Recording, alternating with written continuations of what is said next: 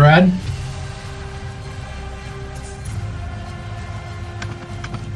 Yeah.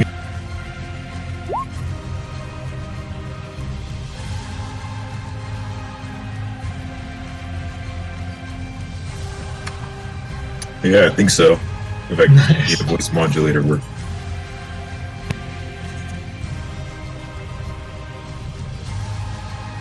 Lovecraft. Oh, he said he'll be right back. It startles me for a second. I was like, what the hell is that? That's our new player. He's under FDR protection. God, no wonder he wears the mask. I shall enchant you all with the brilliance of my mind. Elise. Here. Valyria. Here. And Leomorn. Here. Alright, who would like to take on the task of recapping what happened 2 weeks ago?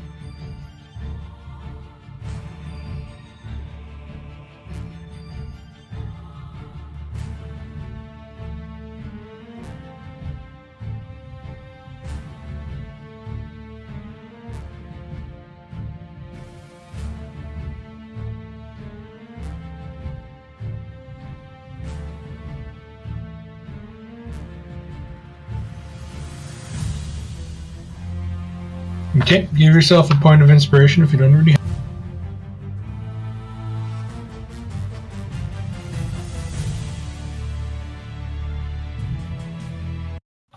Do you have a point of inspiration already, Doug?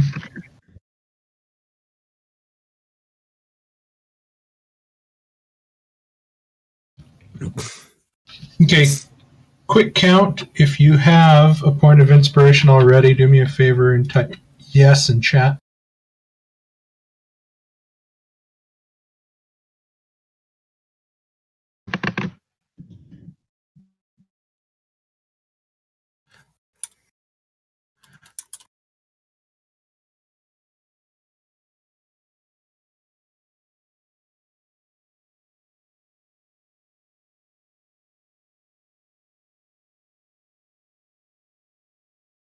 Chris, you back yet?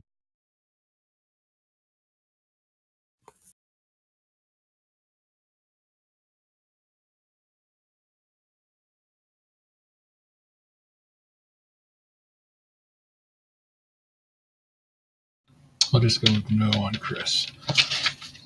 Okay, so I'm going to drop you guys into the Halanon map.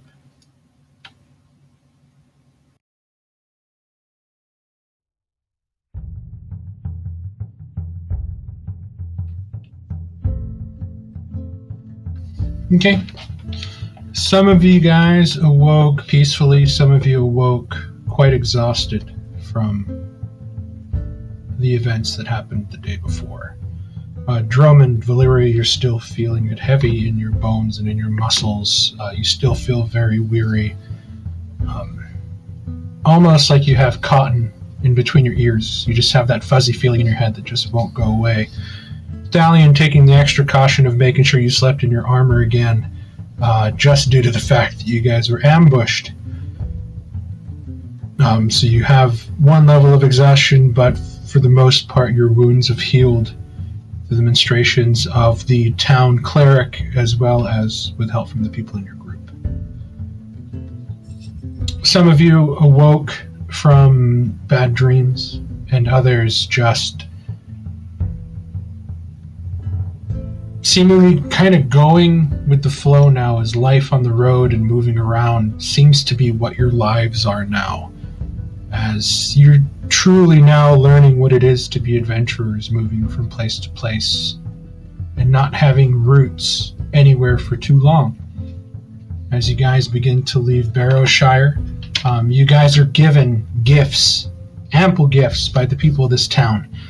Though they do not have the coin to send you off proper, what they do give you is 3 casks of ale and also 2 boxes of smoked fish rations. Each box holds 20 rations of smoked fish.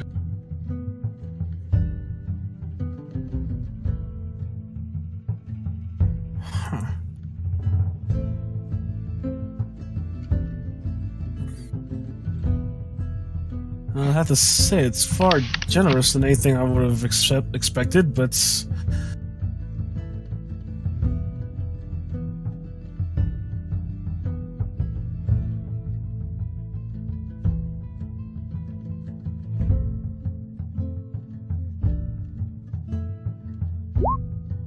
So somebody just make a note of that. That's what you guys have on your wagon, and that's kind of all they're able to really give you. But they just wanted to show their thanks for you guys helping defend their village. As some of you look quite the worst.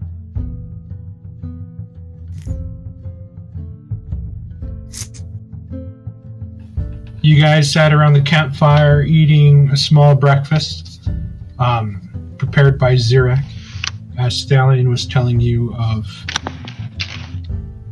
the things that you should expect to see when you head east back over the mountains. Some of you, this is the first time you've ever taken the Hellgate Pass into the Barrowlands. Thalion, Valeria, this is something that one of you is sort of looking forward to and the other is kind of dreading.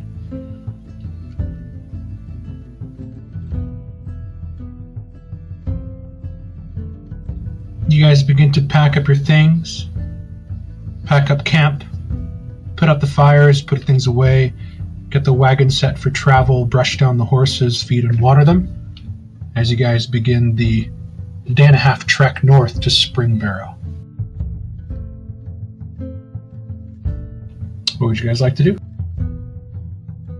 If I can take a moment, I have a thing to clarify with the group about my a change that I had requested and Mark allowed.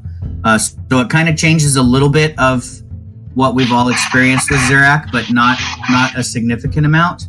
But it's mostly for roleplay reasons, and one thing that I had picked at first level wasn't quite fitting with how I imagined Zirak to be. or how he's developed, of course, over the last 4 levels. So, as you all know, I've told the story of how Zarak was raised in the woods by a family of dryads, and grew up as a young boy close to these dryads. So it didn't make sense that I wouldn't have gleaned some of their traits into myself. So I changed Spell Sniper into Magic Initiate Druid. So the only thing that really does is it gives us as a group a way to feed and heal us in an emergency sake. I have Goodberry as a spell that I can cast once per day. If we run out of food or I need to bring up a downed opponent, I can heal you for 1 hit point by squeezing a berry in your mouth. As well as any time in the course of this adventure that Zarak has used Prestidigitation, that did not happen. Because I do not know Prestidigitation. So the whole idea of Zarak making sure he was clean all the time is kind of we'll just erase that. You guys And are filthy. So when you were in the sewers, that was really broken up, or everybody was talking and I couldn't hear what you said, but what was the comment?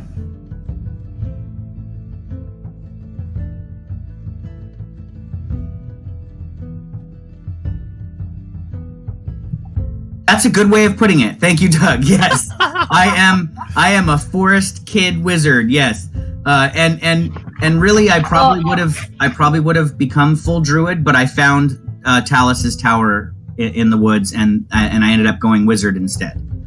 So that's kind of where Zarak's mind went. Well, and also someone raised by druids, it makes sense that you wouldn't be bothered by being a little dirty by mud, or have a little rough tufts of dirt. Yeah, so Zarak is not necessarily the clean freak that I kind of portrayed him at first. He doesn't mind getting a little bit dirty, but all of his books and everything, I'm going to keep that mentality about him. Everything about his magic has to be pristine and perfect. He's a perfectionist when it comes to magic. It's not self-upkeep. Right. So As he grows I out just of wanted here to kind of clarify that with you, because you might hear me kind of role playing slightly different than what you remembered, but it's kind of more fitting to how I see Zarak growing up in the forest with a bunch of these forest folk. So yeah, kind of there. Good call, Liam Warren. I like that. Zarak Brown. So that's what I'm going with. As far as spells that I took that might be a little bit different, you guys will see those as they come up. I mentioned Goodberry. I also have Druidcraft and one other that I'll surprise the group with later.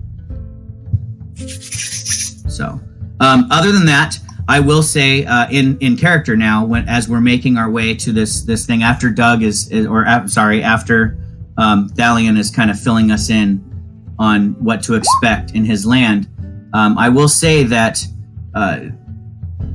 we don't have a lot of experience with the undead, and what we have has been terrifying so far. So I will rely on your expertise and try to learn as quickly as I can from anything that we find and your example.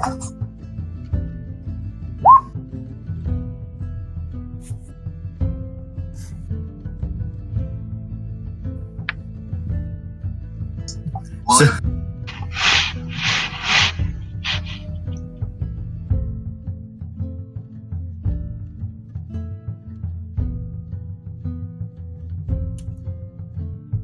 I still have all my fire fun, so I will kind of hold my finger up as a little flame kind of comes out, almost like a candle, and say, "Oh, burning them will not be a problem, my friend." Young man, is there any ghosts or specters we should be aware of?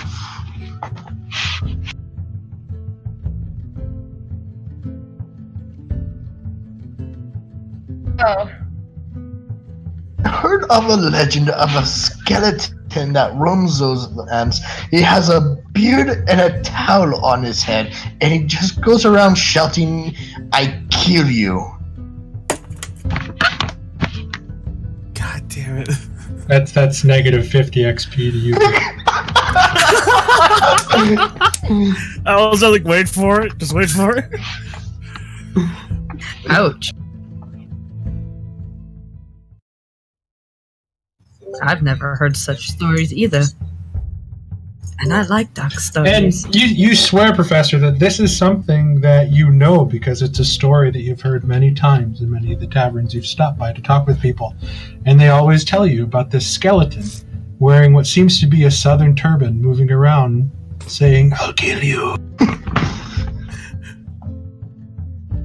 I'm sure that he exists, and I heard he was quite hard. He just goes about spouting, "I kill you," and that's about it, and walks away. We must keep an eye out for him. I'm sorry, Jeff I Dunham think has you been on should Netflix. probably. I think you're still sleeping. Well, I suppose if fire is what's needed, I don't know if my specialty will help, but I'm sure a big enough spark will cause a change.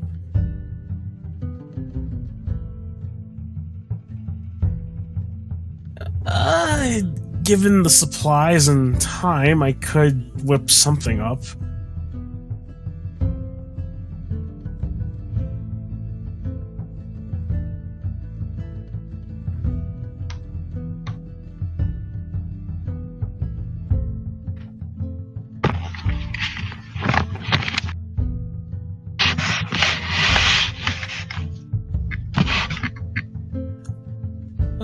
Well, I have been traveling around and I have gathered a few things, made some things for some clients, but it'd be nice to relearn and, well, see if I still have the touch, eh?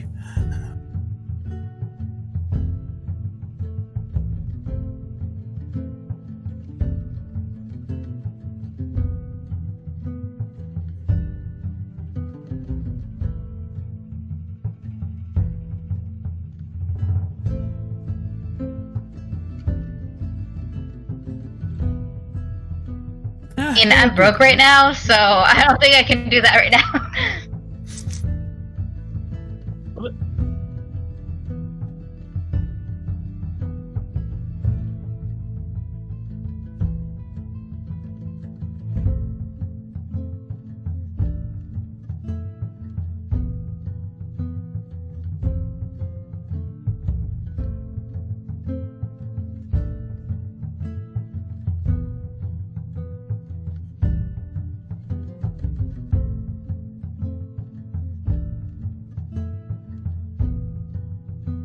Could use a good bath. My lad Leomon, do you by chance have something for? I seem to have a hot burn this morning for some reason. Do you have an ailment? I believe I have some of the oil still left over. I mean, I didn't sell all of it the first time I met you folks, but I think I can spare a few. That would be great, young man, if you are willing to spare a vial. Well, of course, all part of the team. Okay, so he gives you what exactly do you give him, Lamb? I'm trying to remember exactly what I have in there. I remember there was something I had. What was it? That's like, didn't I have like some type of oil that might help with something like that? Or am I misremembering it? No, I'm trying to pick your alchemist's mind. What would you give somebody that says he has a burning sensation on his chest? Well, first, thank God it's the chest. But Do I feel like, is it in my chest or on my chest? On. Oh, okay. I misread. I have a rash. Do you have like a lotion or something? I might have something, maybe. I'll probably start digging through the bag, and you guys probably hear like a little bit of cursing and shuffling as he's going through the bag.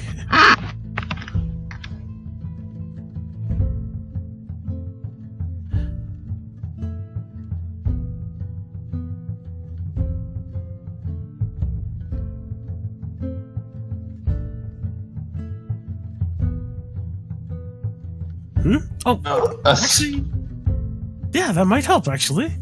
a wax on a bun?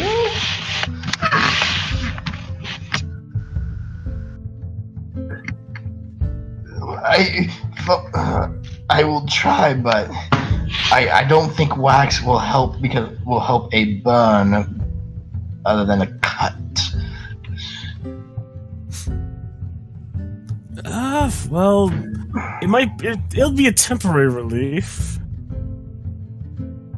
I start rubbing it and I am in pain.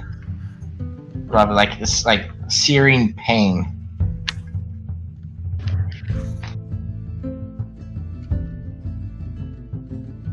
I don't know.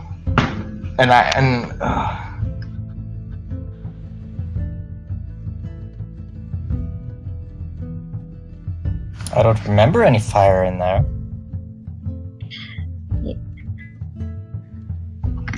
It's probably just my old age acting up. I'm sure we will be fine. Valeria's gonna. Can Valeria do like a medicine check? Yeah, are you gonna have him take off his shirt? Yeah. Okay, are you gonna take off your shirt, Professor? If you wish, my dear, I am not as spry and as handsome as I used to be. She just rolls her take eyes. off. So you guys watch as he takes off his jacket, and then he starts to unbutton his white linen shirt underneath. And as he moves down from the collar, about 2 inches down, or 3 inches down from his collarbone, you start to see what looks to be a black, purplish, greenish bruise. And he begins to continue to unbutton it, and you see that it's about the size of a softball. And as he fully opens his shirt in the middle, you notice that there are 3 sea anemone-like tendrils moving around in the black bruise. Oh dear! I'm gonna poke it. Don't think. What is this? No? Go ahead and give me a medicine check, Valeria. Okay.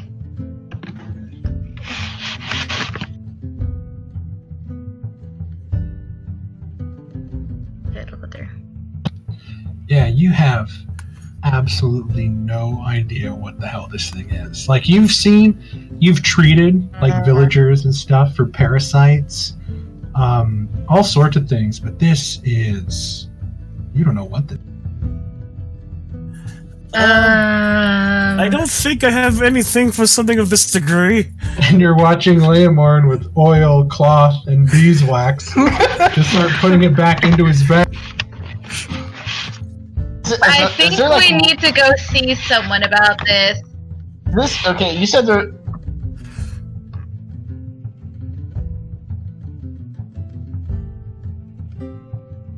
Are these... You said there was like these sea urchin things. Are they like under my skin moving? Not sea urchin, but like, you know how the cilia of a sea anemone are? Oh yeah. How they sort of move? You have what looks to be like 3. 1 black, 1 purple, and then 1 green, leading out of this softball-like bruise in the middle of your chest. But the odd thing is they look like they're swaying and moving. Like in the water swaying? Yes, and it is an odd burning sensation that's kind of there. It's only when you touch them that they become painful.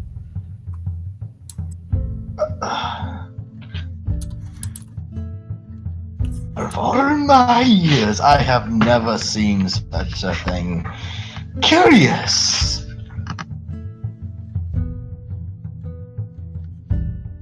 Yes. Very curious.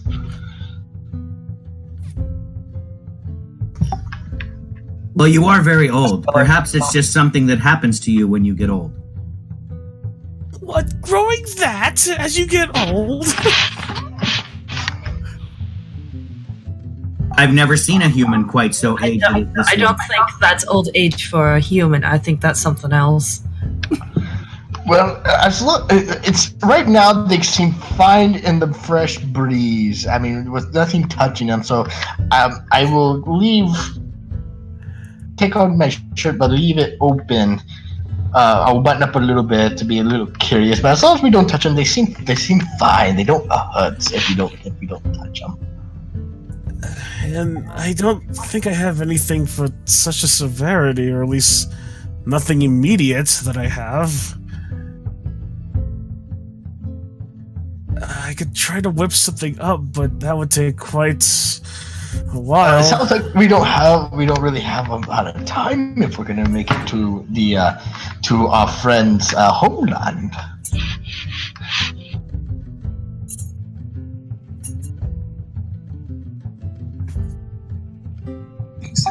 There are a few stops before we get to the east as well. Perhaps we can find a clinic or a doctor that could take a closer look and perhaps provide a better diagnosis than we can on the road. But science experiments aside, Thalion, I have a question.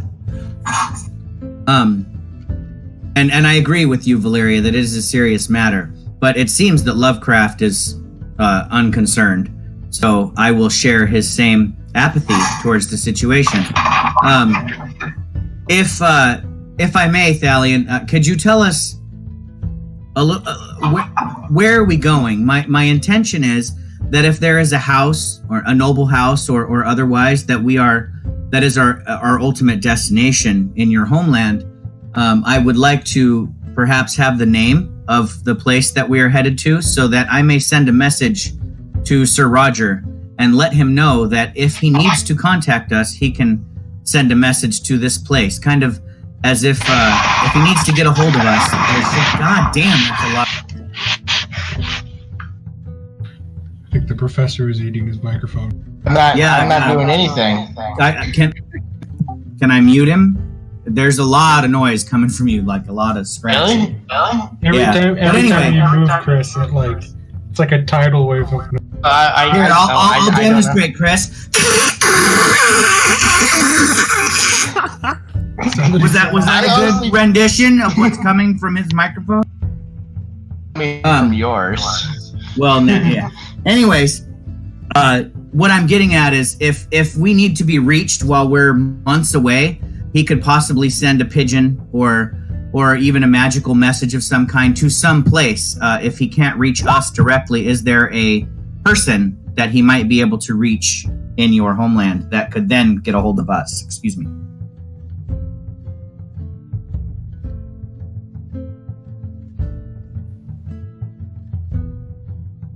But you didn't give him any sort of place to contact you at, and you filled him in on what you guys did. Right, that's what I'm getting at. Like, the Barrowlands, I assume, is not just a single town. It's a large place. So if you say we're going to be in the Barrowlands, that's like saying, hey, we're going to be in Africa. Why don't you just send a message to Africa, and I'm sure it'll get to us. Yeah, and you specifically, Zirak, you would know just from your studies, since a lot of the studies at the university is about recent history, and the most recent thing is the Age of Woe. And you know that the Barrowlands used to be a country called Usaria, which is pretty much now defunct and destroyed and just kind of holding on to its last tethers of life. Okay, so there's probably very few civilized townships or something in this area. And there's two major ones. There's two major ones that you know of. Valkenburg is the closest over the pass, and the other one is all the way on the eastern side near the border with Estok. Other than that, it's a bunch of small sort of villages and towns, much like Harlow Township, much like Barrowshire. And we are headed there to meet up with Thalion's allies. Are they in one of these two Before you continue, Thalion,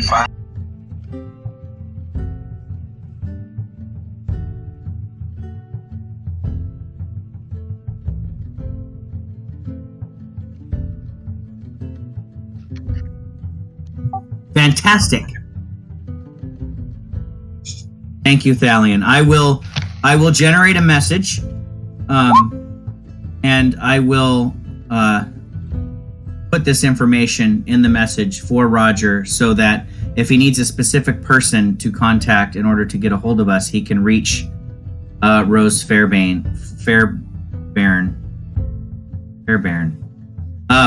And what you will see as I step off to prepare this message is that I am talking to Naboo,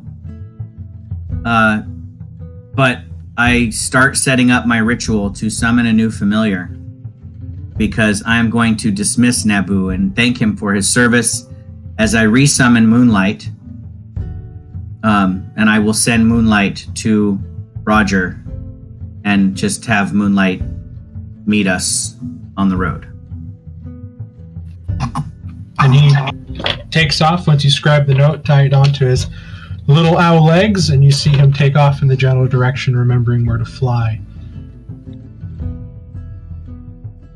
So I will be familiarless for however long it would take Moonlight to drop that message off and get back to me. Naboo was fun, but we're going to be traveling a long ways, and I want my scout, so I'm going to bring Moonlight back. I hope it works better this time than it did last time.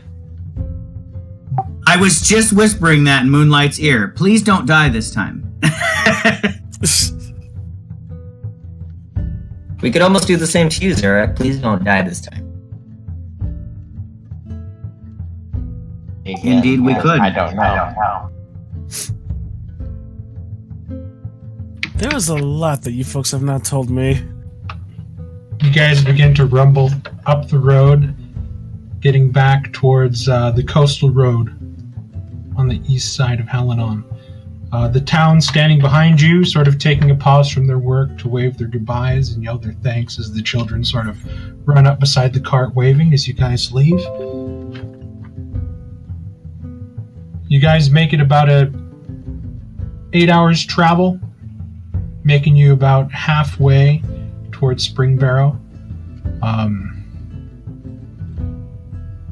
You guys can push on to get to Springbarrow through the night, or you guys can camp and get there around noon the following day. I would prefer to camp out. I'm really tired. I don't feel like pushing it, is what Valeria says. A rest would be nice.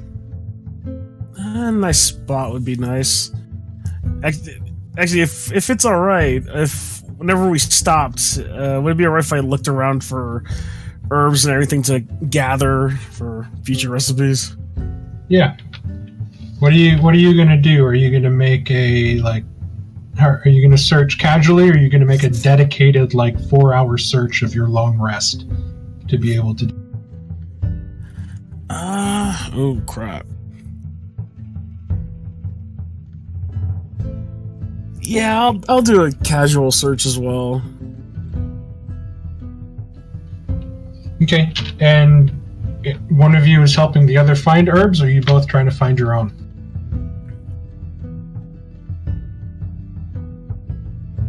Okay, go ahead and both of you go ahead and give me survival checks.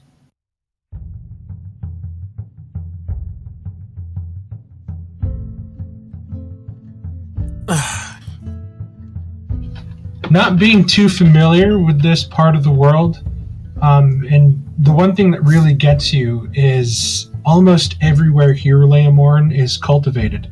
So most wild plants you really have to go out on a limb to try to find. But you do manage to get about 25 gold's worth of sweet clover and dry wheat. So you have 25 gold's worth of alchemist supplies that you can use from those. Thalion, you sort of walked away from Leomorn, who was kind of stumbling about and kind of talking to himself, and you make your way over towards the coast. And you found a very rich deposit of strangle kelp along the beachfront. You got about 100 gold's worth of herbalism components.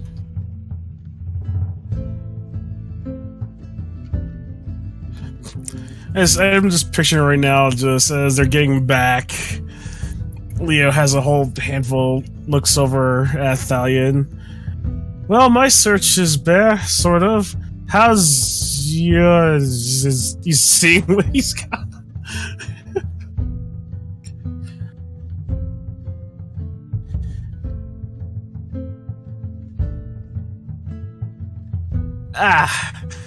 Right. I'll have to remember next time.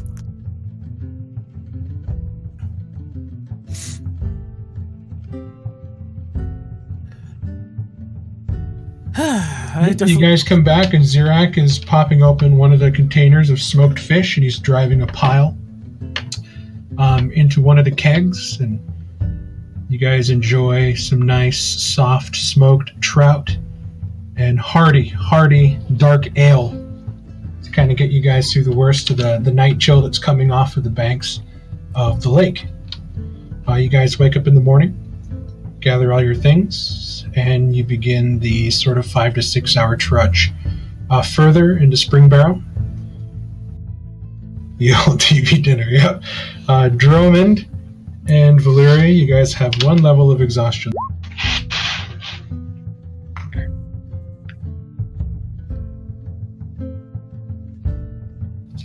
And the sort of idyllic farmland and orchards and coastline give way to a very, very disturbing sight as you guys draw closer to Spring Barrow, a town Valeria, Thalion, Kareen, who else was in there? Dromond and Leomorn, you guys have passed through. And you see that it is almost a smoking ruin, as it is one of the larger dukedoms. I think you meant to say Elise and not Kareen. Yeah, sorry. I'm getting all sorts of things. The one thing that is truly unsettling about the sight you're seeing is the fact that you're looking at what almost seems to be like giant vine stalks coming out of the ground. You see the outer wall of this dukedom has been sort of destroyed by it. These vine stalks are about 20 feet in diameter, some stretching all the way up and laying broken and crushed. Beneath them are buildings. And this was sort of some news that Lucian told you when he met you in the morning about there were dark tidings from Spring Barrow. But it's here itself, this place seems to be in a panic and at a loss. Zirak, again, you get that sinking feeling of deja vu as you feel you've seen this before. Gods. The closer you get into town, you see that there are sort of chain gangs of people with axes. Just axes and axes and axes, and everyone's trying to cut through and take down these large vines in this sort of rebuilding effort that's sort of taken everyone away from the fields and sort of are now sort of trying to put back this city that seems to have fallen. The vines don't like go all the way up into the clouds in the sky, right? No, there's no Jack and the Beanstalk heights, but these things go up like a good couple hundred feet into the air, and you see where some of them have sort of snapped halfway up and have fallen and taken out like the entire block of buildings. Like it's something happened here, and whatever it was chaos. Do I get the sense that this is similar enough to the work of Saphirian that it would be her doing? Like maybe her curse spread even this far north from the forest? The one thing you're noticing is that the magic and the chill that you felt from Saphirian at the moment that she revealed her true self, and sort of the destruction of the town of Harlow Township, the Burning Hounds, and even the dark powers that Amara seemed to have at the time, resemble nothing to this sort of nature-like growth that has almost torn this city apart. Okay, right. So I'm getting more of a like a poison ivy vibe going on here. But That's very similar to Euceris. Euceris. Yeah. What's coming up? You knew they were doing something. That ritual was meant for something. Now, He told you that you guys heard from Roger that the witch hunters themselves went out almost and forced every major city to try to stop these rituals that they found out about after they do investigations in Helenon. And you can kind of see what happens when one of them was not stopped. can we make the connection between some of the plants that we see having destroyed these homes and the plants that we saw in the room where the ritual was occurring? Do they seem like they're of the same genus or species? You're getting very similar vibes, except these ones here have taken on such monstrous growth that it is almost unnatural nature.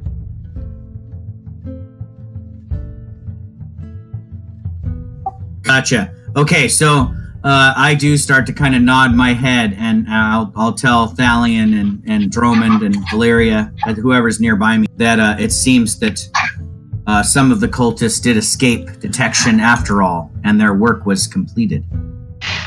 You guys sort of look about town, and you guys see soldiers and knights bearing the sort of sun and wheat crest of Halenon, as they're sort of going around helping with the merc.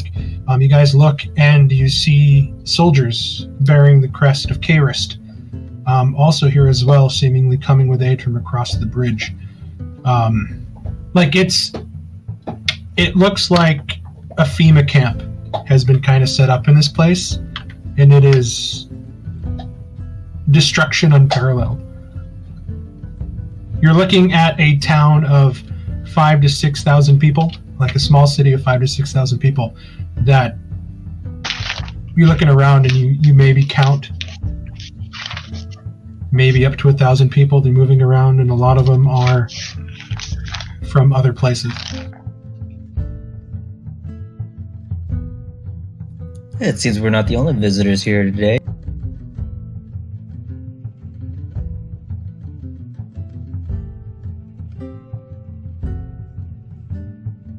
This is very strange. It's like most of the city's gone. Ugh. I think they have succumbed to the overgrowth of plant life and perhaps been returned to nature, unfortunately. The loss of life here is heavy. Heavy indeed. Either that or they all left. They either left or went to the other cities too. Maybe. I don't Do we see people in great mourning, Mark? Like people are crying and about their lost loved ones or whatnot? Do we see that? You have to kind of make your way through this maze of streets that have been cleared of rubble while people sort of work on either side. It's the scene that you see on the news from every hurricane disaster or earthquake. And there's a buzz of activity, but it's all in an effort to sort of move things away. Because as you remember, it's been over 2 weeks, coming close to a month since you guys left Brayburn to make your way down towards the Hornwood to investigate, and then going all the way to Greenwood, and then all the way up now to Springbarrow. It's been almost a month of travel. And you know that any hope that they have left of trying to find the people that are still missing, they probably have none. I mean, you look to the sides of the roads and you see that there are candles and flowers, large places where people are gathering and giving offerings and praying. Unfortunately, Elise, I feel that it is they are missing their mortal coils, not missing in person. Yeah, gotta agree there. Sad. A lot happens in the few days that we've been gone. Indeed. What the world needs is more heroes like us. At least that's what the Blackhearts had hoped to become. But it seems that was stopped for probably this reason. Okay. Have I?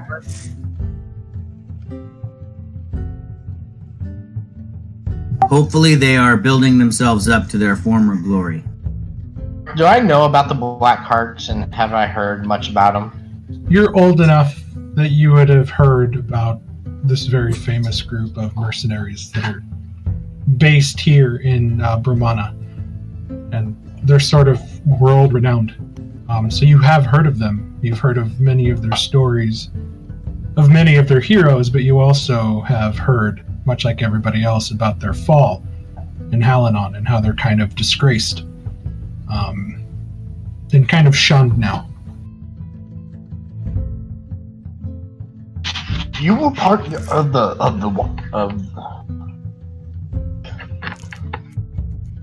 Never officially.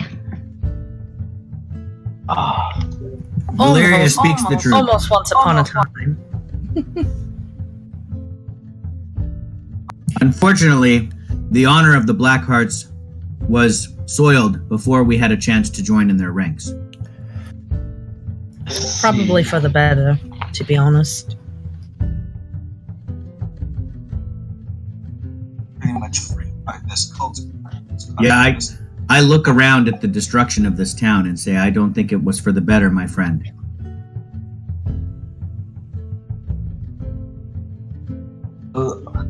No sense on dwelling on the past. We learn from the past, that way we can move in the future. You guys make your way through town. There's the sight of children begging for money, for food. People that are crippled moving about, and as you just sort of make your way through, offering, if you guys offering what you will, they take happily in their sort of most desperate need. You guys find yourself on the trade road going east and begin the small journey towards the Great Stone Wonder, the large bridge that spans the Obion Lake towards Karis.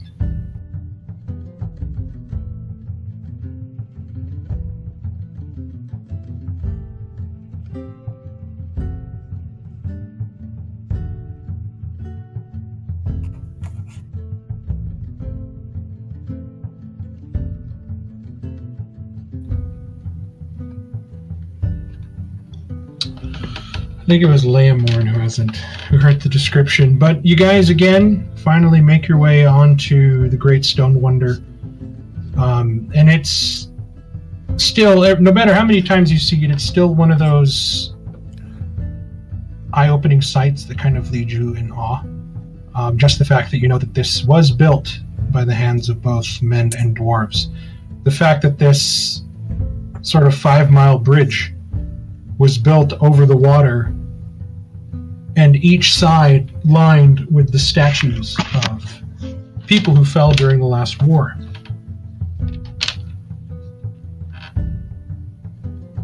There's a lot of traffic, both east and west. You see sort of now along the sides of the road more what seem to be refugees over from Halanon that have been kind of making their way towards Karis, and as well as more regiments of not so much soldiers, but what you can guess are regiments of what seem to be more free company mercenaries again, kind of making their way west at now what seems to be a word of work, perhaps, in Halanon that they're needed for. After a couple hours travel, you guys make it over the Great Stone Wonder. Evening begins to come in and night hits as you guys arrive again at the gateway to the east. The city of Karis lays open, alight, and daunting along the cliffside face of the mountains. To some of you, this is home sweet home. To others, it's still something incredible to see. A city that's not wide, but a city that grows tall, that seems to hug the cliff face of the mountain and scale as if it was climbing it like ivy.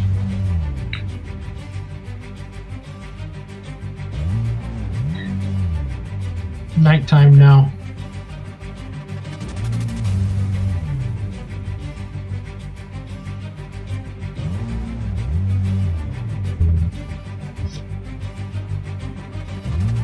I'm sure you can find some taverns and Pretty some sure it's gambling like any other halls and city. some places of ill repute to go visit, but I don't know if you'll find any like shops open this late at night. As Elise might want to warn, I don't think you want to go quite venturing off at nighttime. You won't find anything good. Trust me, Valiant. Yeah.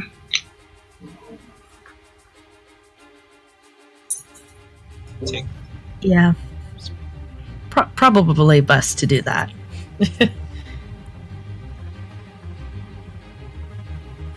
Okay, are you guys going to camp outside the city, or are you guys going to pay the toll to get into the city and find an inn?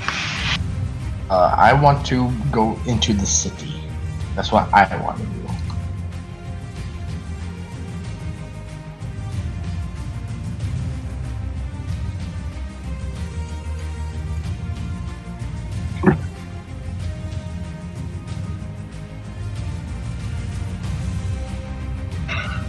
Yeah, tavern inn.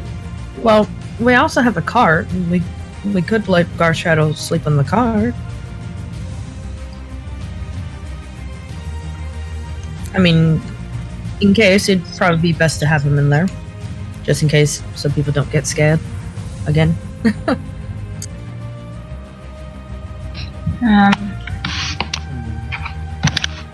How much is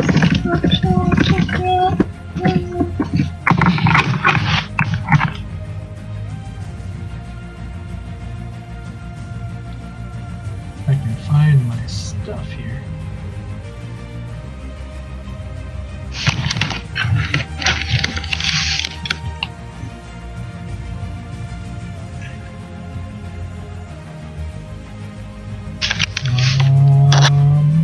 Shit.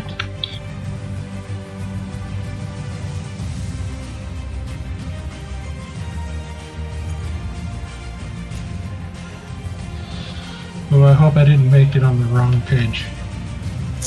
Okay. So, is the consensus that you guys are going to camp outside the city and go in the morning, or are you guys just letting the professor stroll in there on his own?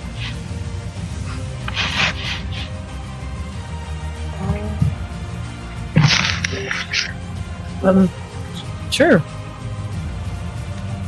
The vote is to see whether we go inside the town or camp outside. Yeah. The professor is going in. I would rather camp outside. We have all the things that I could set up my tent. It might be too late to get a room at an inn or have the horses stabled or any of those things at this late hour. That's my vote. I don't need to go in. I'd rather go in the morning when it's light out. As you look around, at all the people on the outside, there are still people queued waiting to get into the city. As there's still a lot of traffic entering and leaving, but you also look around the outer fields and you see that there are a lot of caravans and other people setting up camp for the night as well. So you kind of have your choice of what to do. I don't think we're going to be able to get in tonight anyway, given the line.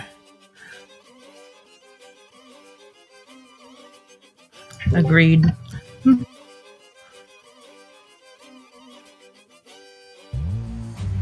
God damn it, I made my list in the wrong game.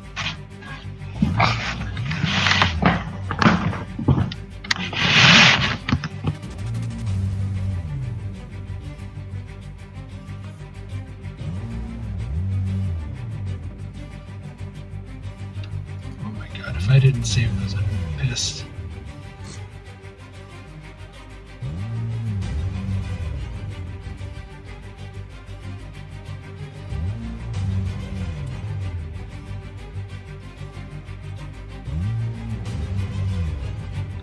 Okay, there it is. Thank God. Okay, Professor, are you gonna go stand in line and make your way into the city? Yeah, my old bones need a proper bed. dear. Don't worry, I will be fine. Is there like a guard nearby or whatnot, or what I mean, was you're that in the back of this. You're in the back of this queue to get into the city. So by the time you get up to the gates, everybody's gonna have dinner and talking around the campfire, drinking some ale. And by the time you actually get into the city, Professor, it's about 11 o'clock at night.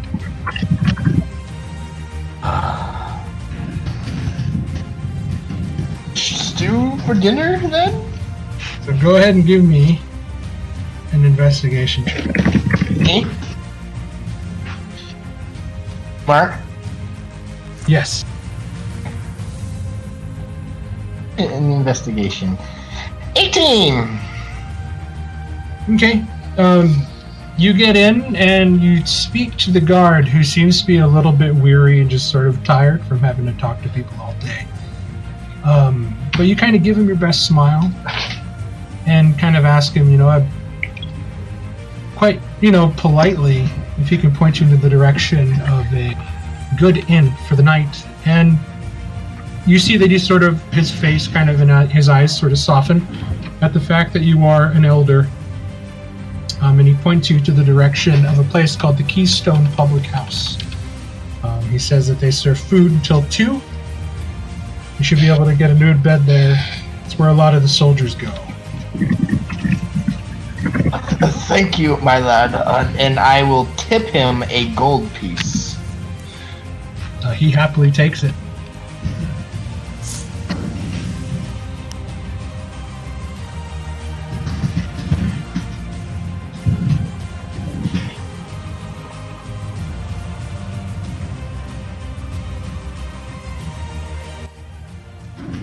Okay, that's your long rest salve.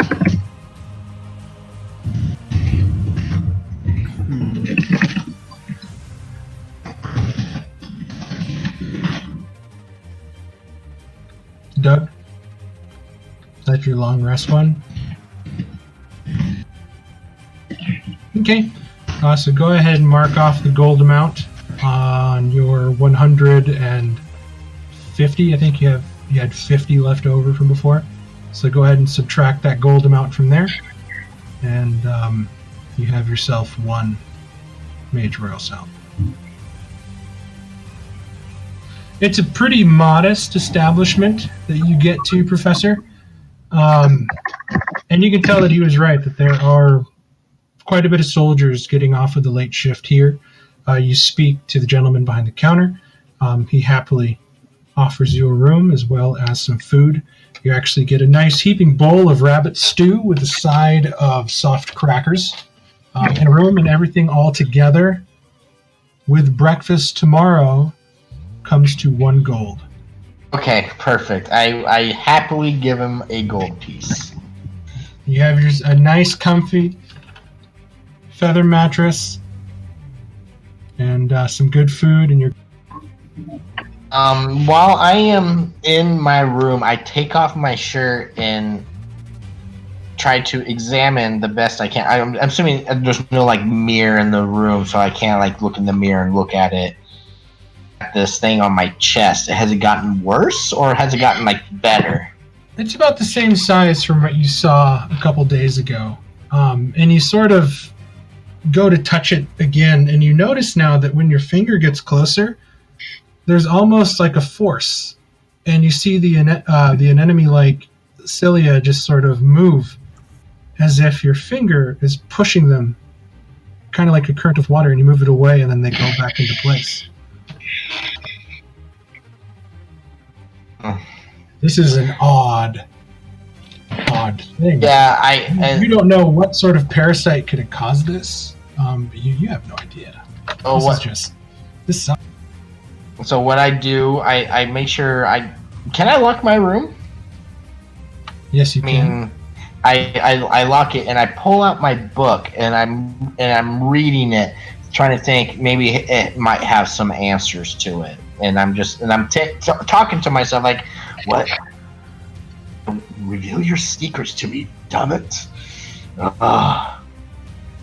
Pages reading every line and whatnot. Again, you're going through every pages of it. Seems to be the journal of a madman. Nothing comes up by the time you manage to get to bed, so you can get a full rest.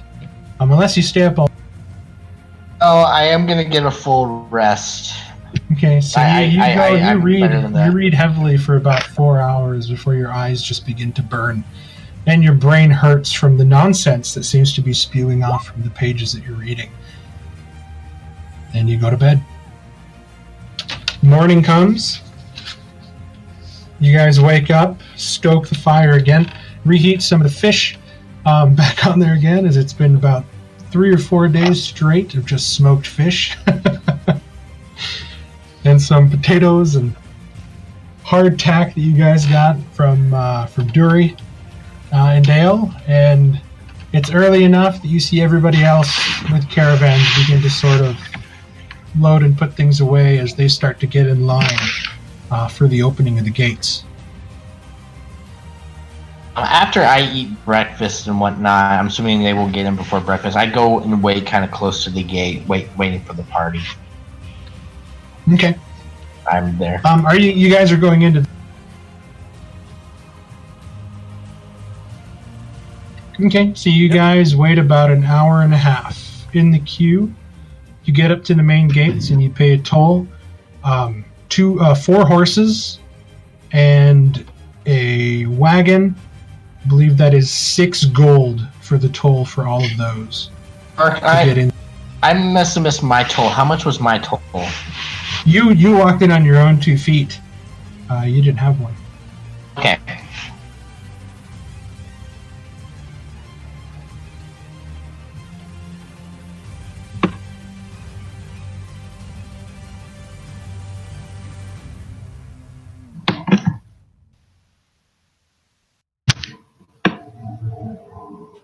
Okay, and you guys make it in.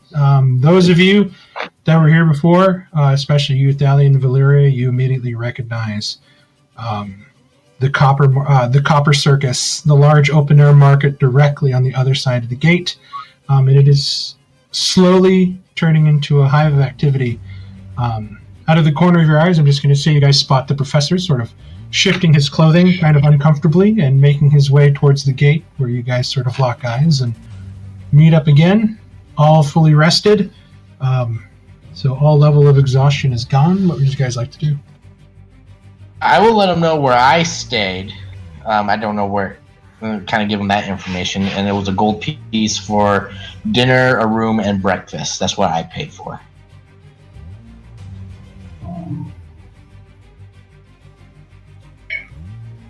I'm just. Well, I don't. I didn't know what was going on, so that I'm just relaying that information.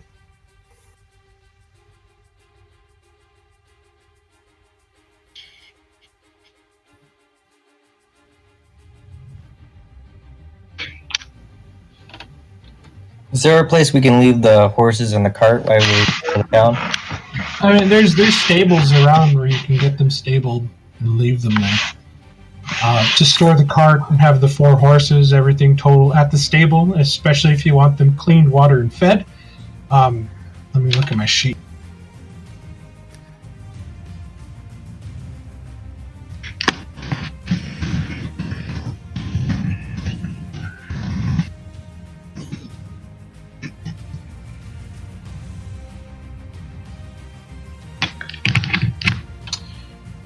Everything in total for stabling them. Go ahead and give me an investigation. Anybody looking for the stables. So Droman, go ahead and give me an investigation.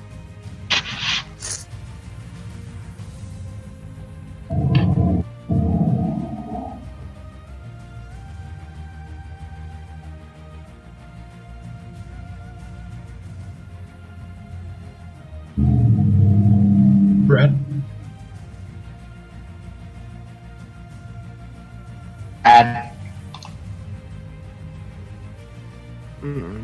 I will roll. If they're looking around, I'll help look. Okay, roll with advantage. Okay. What's going on? I had to refresh. Oh, we're just going to say that you were helping the professor look for the stable, since it looks like you had to refresh really quick. But you guys do manage to find a relatively good stable that is cheap, but also of good quality. Everything in total is going to be 4 gold for all 4 horses, and to keep the wagon, and also to clean water and feed them. I'll pay the 4 gold.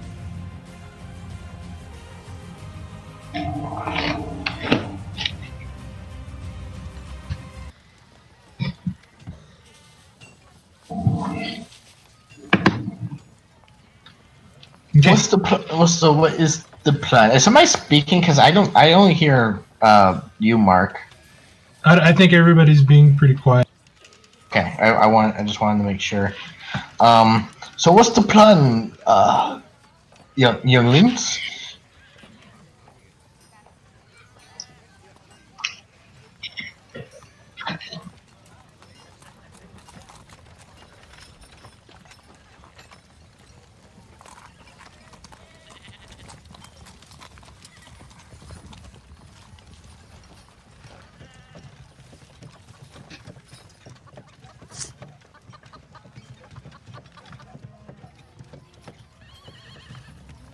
I don't know if I can carry more of the weight than this.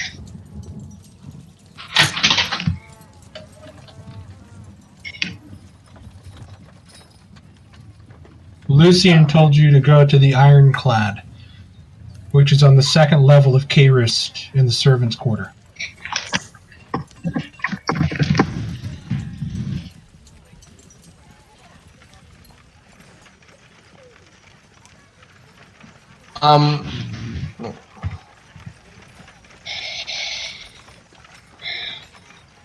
I am gonna go look for a bookstore. I have some research I need. Research. Very well put. I have some research that I must research. Go ahead and give me an investigation check, Professor. Following the directions that Lucian gave you to go, you managed to find the Ironclad quite fast, as it's just off one of the main thoroughfares. It was quite a treat that you actually got to take one of the large chain lifts that take you from sort of plateau for plateau as the city sort of grows and sprawls up along the side of the mountain. And after about 40 minutes of walking and then also riding the chain lift up, you get there and you see a very modest looking shop. And they're sort of standing in front of the forge, beating on a large piece of plate, is a very burly, sweaty woman.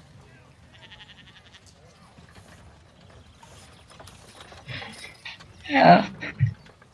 She sort of looks up, yeah, and then she sees hammering. And it's just the ever so, like, just pinging, ping, ping, ping, ping, and you look around and you see that there are other people inside here as well, sort of working away. The immediate look you get is that the armor here is very well made. Oh, Jesus, excuse me.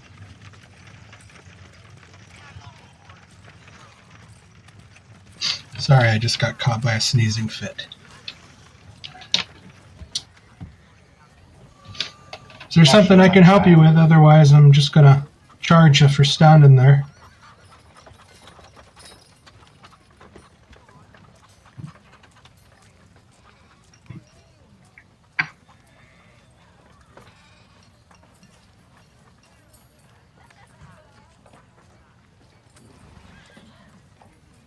It's Briley. As you can see, I am a woman. And that's Deal's daughter. That's my father. What you need?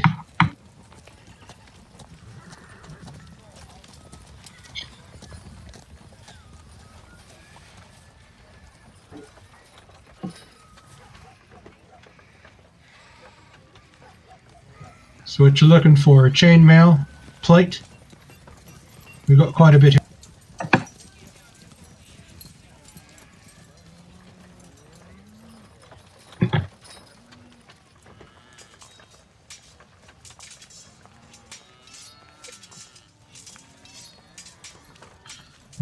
see here, and you see her sort of set down the current. Almost looks like a shoulder pauldron that she was working on. And she sets that down and she begins to move over back by a desk with a bunch of papers, and she's leafing through. It does look like... Hold on a second if I can find the blacksmith page. We do got some in stock. I can sell you another shirt of scale for about 50, but that half plate, just with the work and the leather tie-ins and everything, that'll cost you about 750 gold. If you're looking for enchantments, that'll take some time, but we got some people we work with, top class.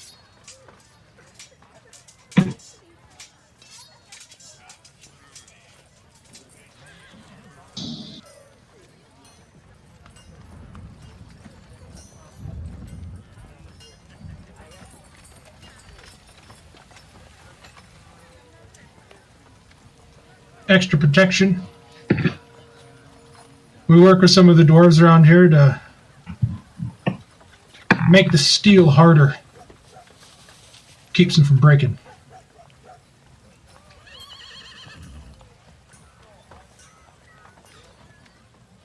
Enchantment with time, the lowest one you're looking for, and that's for the hardened temper. That'll cost you an extra 400. Extra protection. We usually work with the clerics on that. Their time and materials, that'll run you about 600. And depending on the kind you get, usually takes us about 2 weeks or so to forge if it's custom made.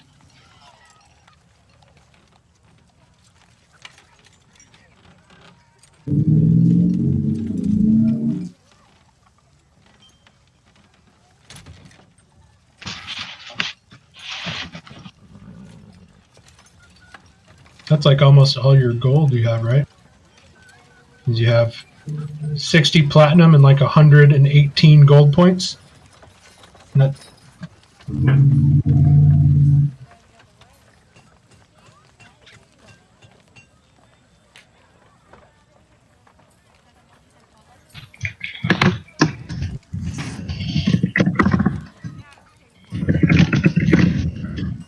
You see her kind of roll her eyes. Wasting my time. She kind of like walks back behind the desk and she picks up the armor again and kind of puts it back into the forge.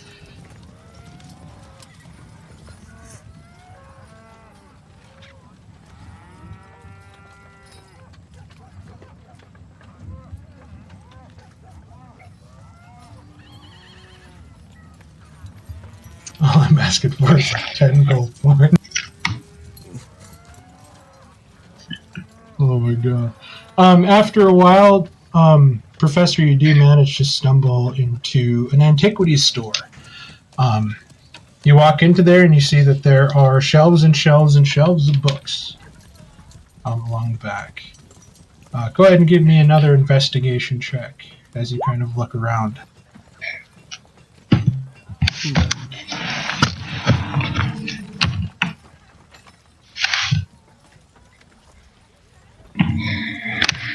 Zirak, I don't know if Ken can is he joining me, or am I going off on my own?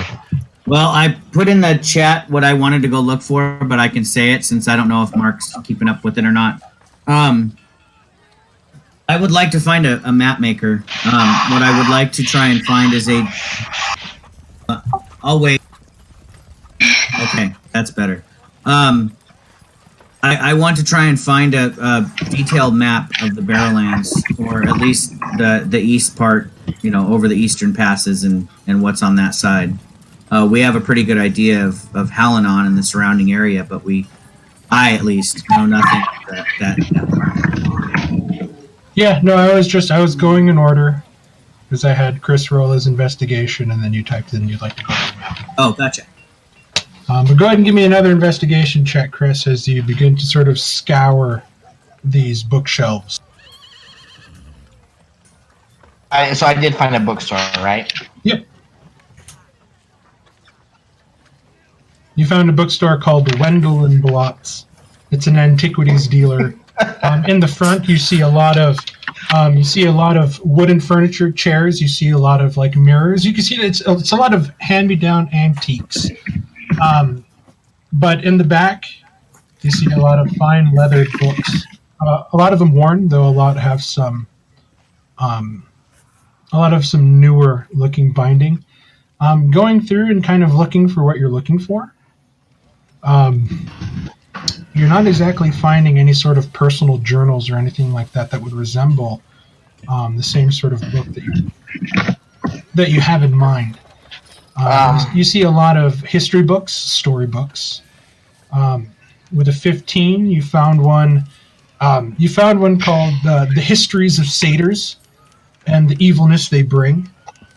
You find another book, and it's all about histories and stories about wars. And as you sort of pick it up and you thumb through it, there's more like what do you call it? It's more like children's stories. You know, the knights rush in, defeat the evil, and light wins the day kind of stories you go through. If there's nothing that I'm kind of particular, is there one about? Is there like a book about either dreams or ancient sea creatures?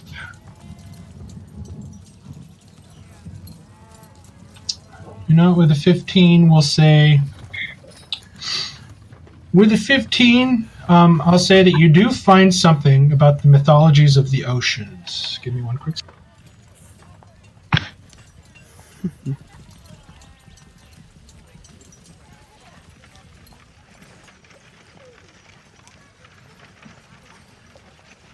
I need to pull up my fantasy library generator. You got one of those too? Jeez, what don't you have? I'm prepared.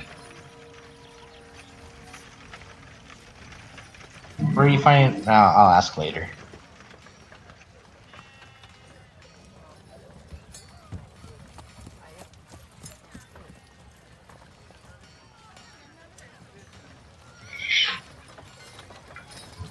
Okay, you find a book, The History of the Monstrous Sanctum of the Oceans, and is by somebody called Lord Greybeard.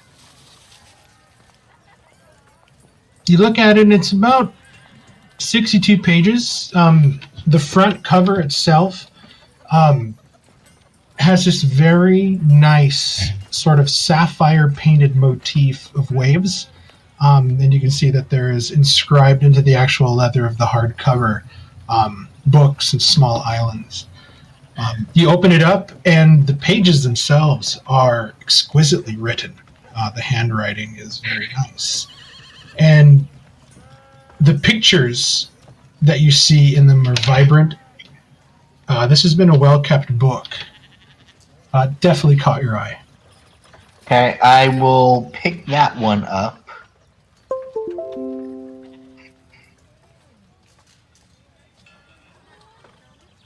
Give me a second while I make a note of it. When you can, I was writing it down, but it was this history of the monster sanctum of what? Of the deep.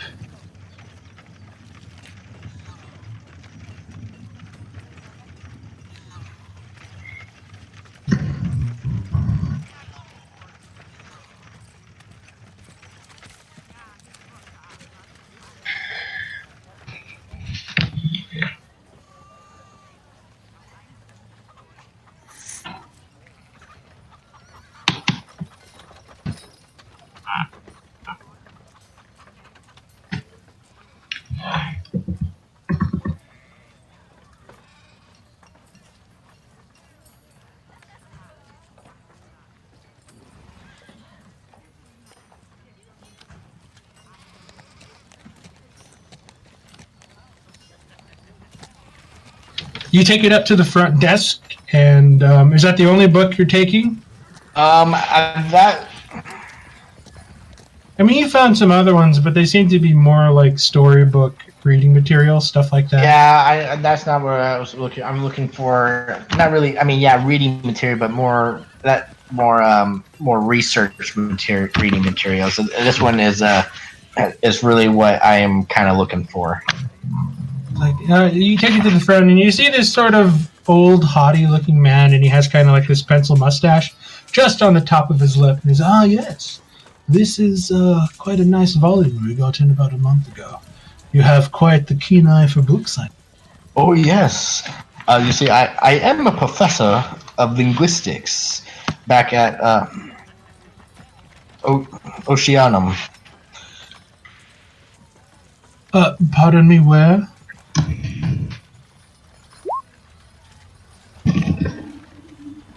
Damn it. I love making you on up to your backstory. No, it's fine. I just...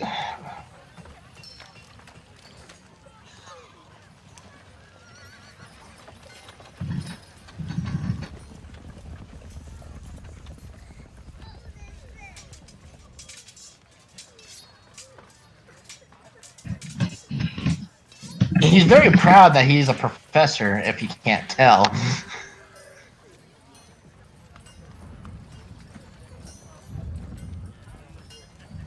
Oh, I was a professor of linguistics at Ceruleum Oceanum Academy of the arts in the city of Mastodon. Ah, yes. Yes, Mastodon. Quite a lovely place this time of year. As you can see, this book is in excellent condition in the bindings. The bindings are well oiled. Something like this, we would like to fetch a price of 75 gold pieces. Is perhaps we can barter. I have some. Are you willing to trade or help lower the price? Unfortunately, I don't have 75, but I have some. I'm willing to trade. You see his bottom lip kind of curl, and he begins to like slide the book away from you. He's like, "Oh, yes." And I pull out the book of Tyr and the book of Eldath. And he sort of picks them up and looks. He's prayer books. It's not exactly something that we would deal with personally. What if I told you they came from a tomb of a noble knight? Ooh, one who killed a dragon, or perhaps took out an undead king. You see, you hear the sarcasm in his voice as you kind of try to drop a children's story on him a little bit. And I have you heard of the tale of the what was that night? I tell him the tale of the night that these were in his tomb. You sort of tell him the story. Can't remember his name. I've never really heard of this nameless knight you speak of, but without name, of course, it's very hard to hear of anything. And then what? I pull out the silver scales and the weights that go with it. Ah, interesting. And he sort of looks at them. Good weight. But and you see him sort of play around with the weights, and he's like, these are broken. You wish to barter these merely just for the silver inlay and the...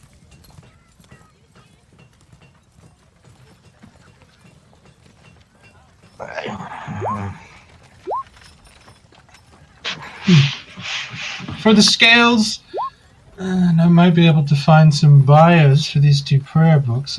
That'll knock you down to about 45 gold. And I pull out the bar of silver that I have. Bar of silver. I have a bar of silver on my character sheet. From where? I don't know. It says bar or silver. I don't know why it says or. That's gotta weigh like 20 pounds. That makes no sense. Why would you have a bar or silver? Wait, hold on. We'll check. I might actually need it for one of my spells. Nope. That one. Would it be alright if I'd say like I didn't follow, but I was looking around myself because I have that piece of driftwood. And I am kind of actually, yeah. I don't give him the bar because it is a spell component for my protection from the void. So as it stands right now, 45 gold pieces. Ken, go ahead and give me an investigation check.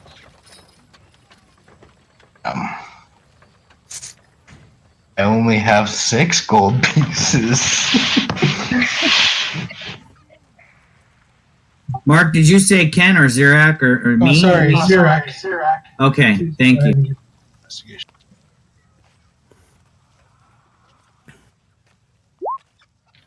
Okay, you actually managed to find a map maker and cartographer pretty quickly. And you go around and you ask if he has a map of the barrow. He asks you, would you like one of the older maps for decoration or one of the newer maps that shows the ruin? Actually, I would prefer a newer map that shows some of the ruins, as they might be good places to avoid if perhaps they might be haunted or some such. Taste of the macabre. I like your styles. And he's like, I do have this, and he pulls out of this sort of horn. It's a very large horn tube, and you see that he pops one of the caps off, and he takes out a couple sheets of paper, and he sort of rolls them out. These are currently our only stock to maps of the Barrowland. As you imagine, really the only people that need them are the adventurers, and for most part, adventurers don't really buy maps, which kind of boggles me. I mean, we work so hard to draw these things, and yet nobody wants to come and buy them for practical use. And he's starting to vent to you now. It's like, you can imagine you're probably one of the only people that's walked into his store in a while. Oh, I can understand your consternation, my friend. Imagine the dismay of the cartographer who makes it their life's journey and mission to wander the various lands, drawing the maps, struggling to make sure that every detail is perfect. If they are not given the recognition they deserve, it would indeed be a crime. He holds out his hand to you. I'll grasp his hand. He takes his other hand and he grasps it around. He's like, it's so nice to meet a kindred soul who truly knows the selfless act that his cartographer. You've almost moved him to tears. He's like, now as you see, we have 2 different maps here, and he's like, we have this base of value that's only with time work and the scribing. Will run you about 10 gold. Do you have this more detailed map, which does show lots of the major ruins as well as the barrows to the south near the Baystone Inlet. This one, however, will run you about 20 gold, just due to the different colors, pigments, and inks you see. Oh, believe me, as a master of the arcane arts myself, I understand the importance of good ink, the value of the deep colors that are necessary for certain copies to be made. Give me a charisma. Okay. I am trying to continuously charm him, yes.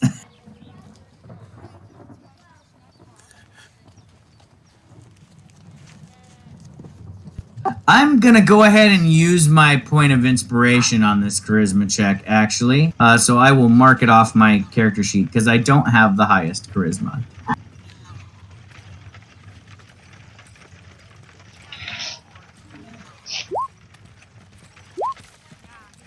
Whew, okay. What you needed was a 13. Good job. Oh, yay. Both rolls got it. And you see him sort of sit up straight. And then he kind of looks over both shoulders really quick, and he leans in. He's like, you know what? I like you. You're sharp. You know good art when you see it. I will give you this map here at a discount. Half off. Half off, good friend. That is... Okay, I quickly lower my voice. Oh. And I look around the shop to see if there's anyone else in his shop. You look around and you just see it's quiet, but you see him sort of looking down a dark hallway. Oh, okay. And he sort of turns around. He's like, Master Wilson is in the back drawing more maps. We must not get his attention. I understand, good friend. Well... And then you see him sort of like lay down thick. Thank you so much for purchasing this 10 gold map, my friend. And he starts rolling it up and he puts it in a smaller tube that fits that one singular map. And then what I'll do is I'll give you access to the Barrowlands. Excellent. And I will. He's wanting 10 gold for this map. That's the half price. I think half price is 5 gold. He just yelled out 10 gold. Well, It was a 20 gold map at half price, so 10 gold total. yes, Oh, that's what I thought. okay. He said 10 gold because he's convincing his boss that he's selling me the cheaper map. That's what he's doing. I get it. Yeah, If you, I misheard. if you look at your map handouts, you'll see that you have access to the map of the Barrowlands. Excellent. I consider that a successful adventure. I would actually like to just spend some time. Maybe might I have the shopkeeper's name? Oh, I just call him Master Wilson, but his name is Archibald Wilson II. Oh no, good friend. I meant your name. Oh, well, you just keep making my day. You may call me Leon. Well, Leon, my name is Zirak, and I am pleased to meet you. I've traveled far in these lands, and if you ever need to hear a good story, I would be glad to sit down over a mug of ale and regale you with stories of my journeys. Will you be in the city long, my new friend? I believe we might be here the day at least. Perhaps if you're free this evening and we haven't left yet, I'll stop by your shop and ask you if you'd like to go out for a drink. Please do. We close just after dusk. Well, thank you again for the gracious deal that we were able to strike, and have a good day, sir. He's like, yes, thank you for purchasing this 10 gold map. And he's kind of yelling back towards the hallway. And you, my friend, have yourself the map of the Barrowlands at a discount. I will give him a wink as I walk out the store, and I say I'll be back. An Leomorn, atlas. in the city of your youth, where you grew up, what would you like? Oh man. Well, I mean, so many places I could go to, so many friends I could see how they are, and maybe not get a grumpy mug chucked at my head again like before. But, well, out of curiosity first, I guess with that driftwood that I had, since I remember seeing that one was carrying it, maybe there's something connected to it that may make it valuable. Okay, so you have like the driftwood that has the sort of snail and conch shells kind of glued onto it, or like stuck to it. Yeah, I'll basically take that out of my bag, and maybe that little armor piece that I saw, I'll probably attach it onto myself just to give myself a little bit more of a distinguished look. Okay, go ahead and give me a general Arcana check as you sort of look this thing over and you see like the sort of runic scribblings that are kind of. All right. Okay. So with the 13 of your passive, you could put together that this was probably the spellcasting focus of that weird fish monster that was attacking you guys and standing in the back casting spells. Like if this was made of crystal or something, it might have some important components. But you're thinking you might be able to get more use out of this if you break down pieces of the wood and shell for alchemy components. That is rather a shame. Though I might need some more delicate hands than I.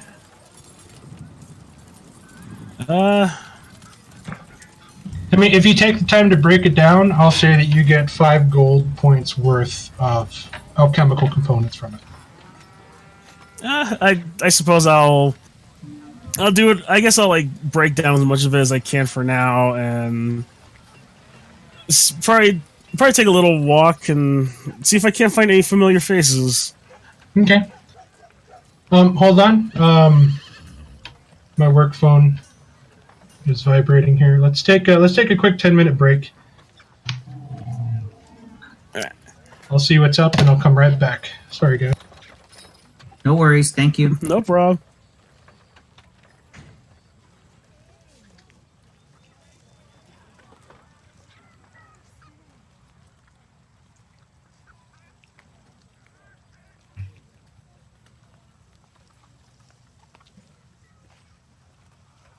And I'm honestly surprised the microphone is not picking this up. Because I currently have a fur baby under the desk, snoring to death.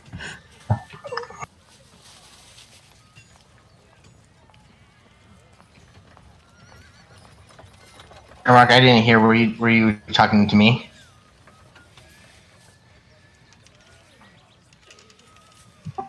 I wasn't talking. Oh, yeah, Mark. Well, Mark, I didn't know if he came back to me. Oh no, he's. Oh, okay. I didn't hear that. I just picked up 2 new players, I guess, for my game for here in Florida.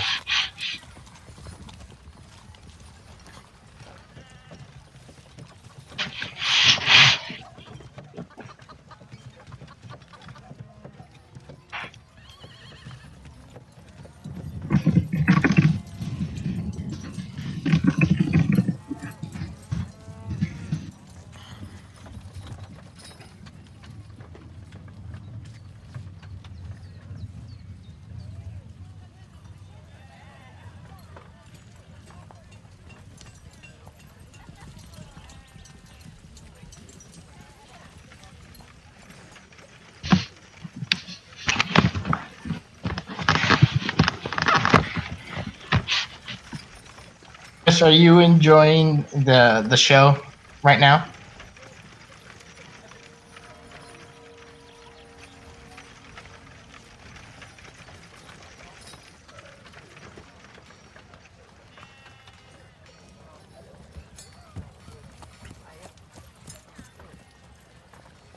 And I'm actually kind of curious, how much gold does Valeria have now after everything? 17 gold. I borrow 44 gold.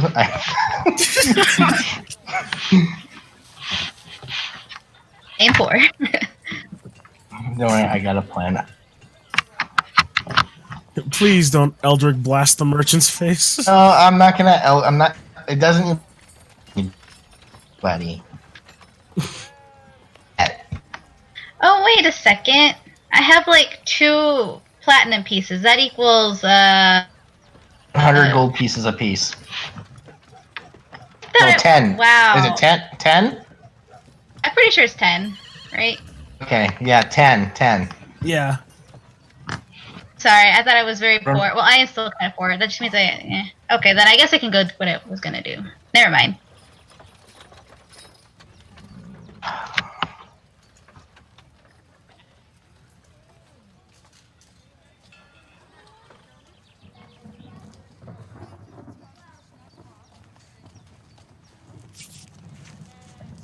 Lovecraft.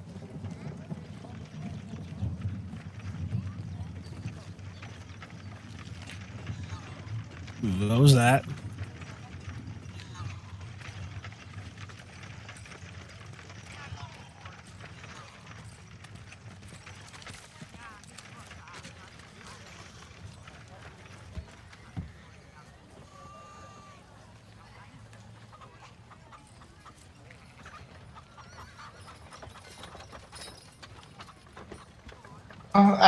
I don't need money. I'm good.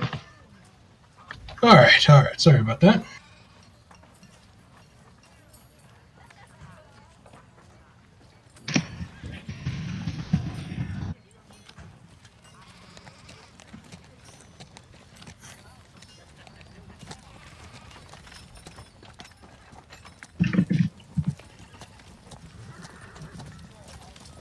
Just honestly, out of curiosity, is there a spell that just unlocks? I think that. Oh yeah, that's the knock spell. And stuff, Yeah. right? Yes. Like in Harry Potter, Alohomora, and they're unlocking stuff.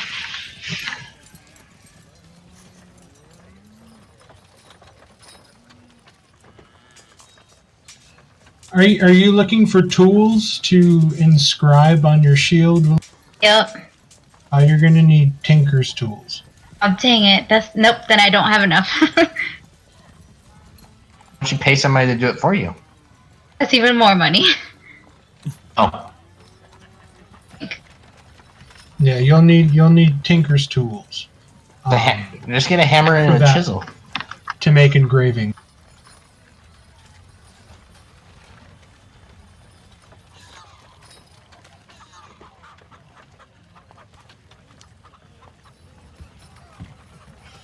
Okay.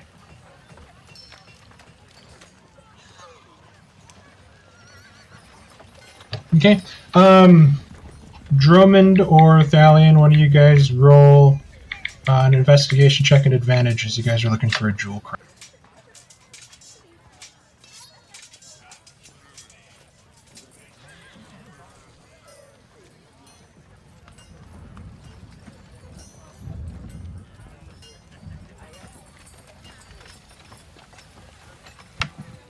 Sure, I can roll it.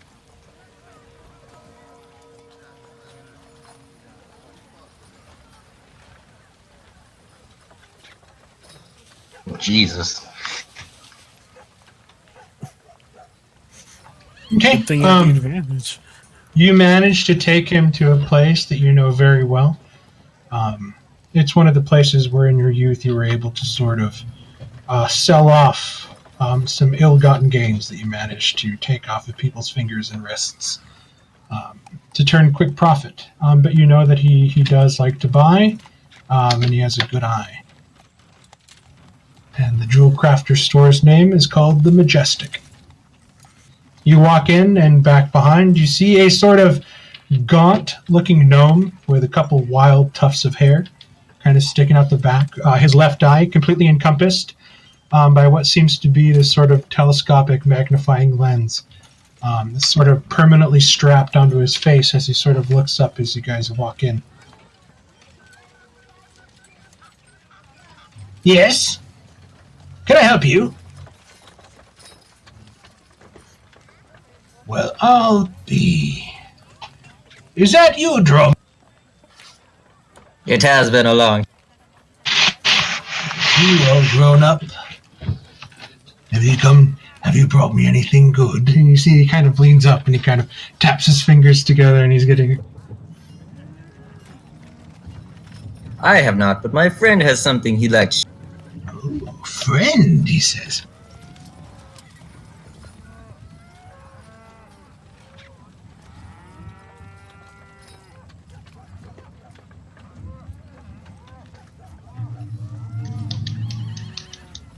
Oh, either or. Show me the jewels.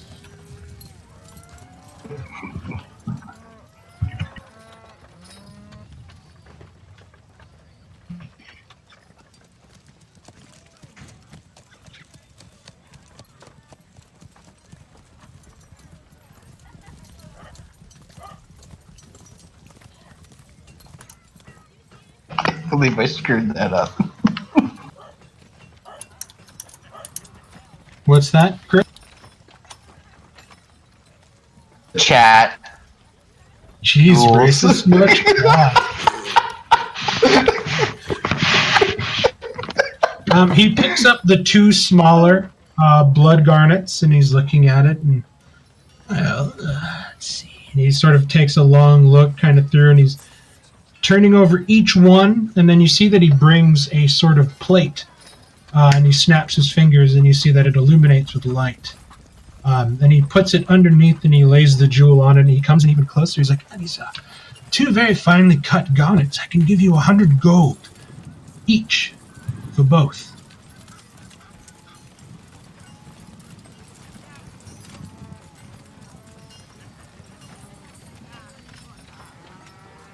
Three rubies. Do you have the notes on those?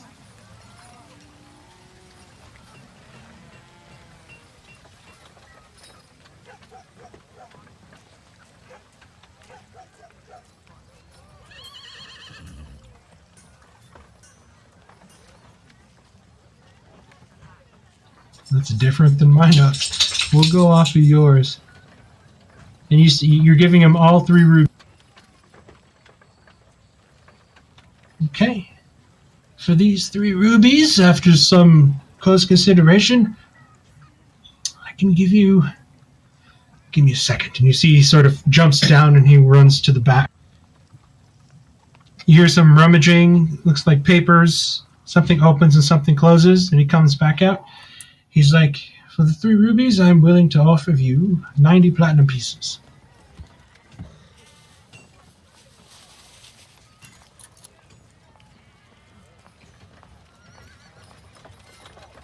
Okay, so in total, that's what? 101 platinum in total. Yes.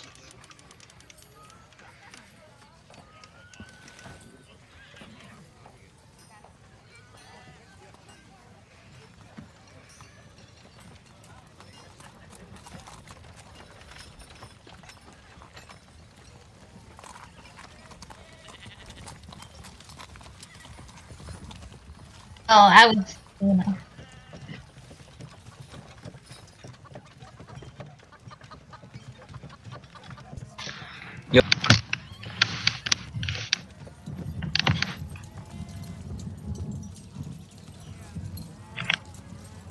Oh, just call me Weatherby.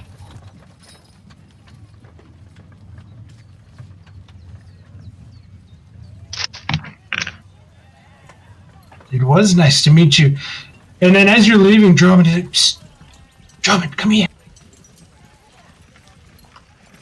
I'll go up close and I'll just wave Thalion like, I'll be along. And he whispers to you, and he's like, I like him. He doesn't like to barter. He just takes any price I give him.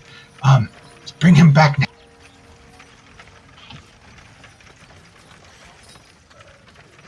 I'll make sure you're the first store. Oh, that's why you're my favorite. You kind of shrug his shoulders, and he starts gathering up the jewels, and he begins to slowly put them away and then take them off. He got conned, man. Mm-hmm. Poor ignorant Thalion. He didn't have the smooth talk like Leomorn did to reverse the con. That was good, Leomorn. I think Thalion just really wanted that. Too bad he couldn't tell stories like that.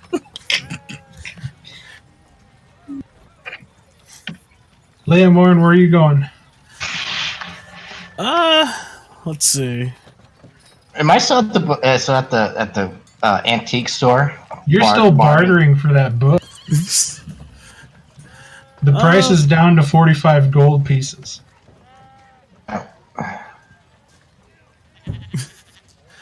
I think I don't know if anyone want to come with me, see if I can find any familiar faces. A family here? I thought you said you were an orphan.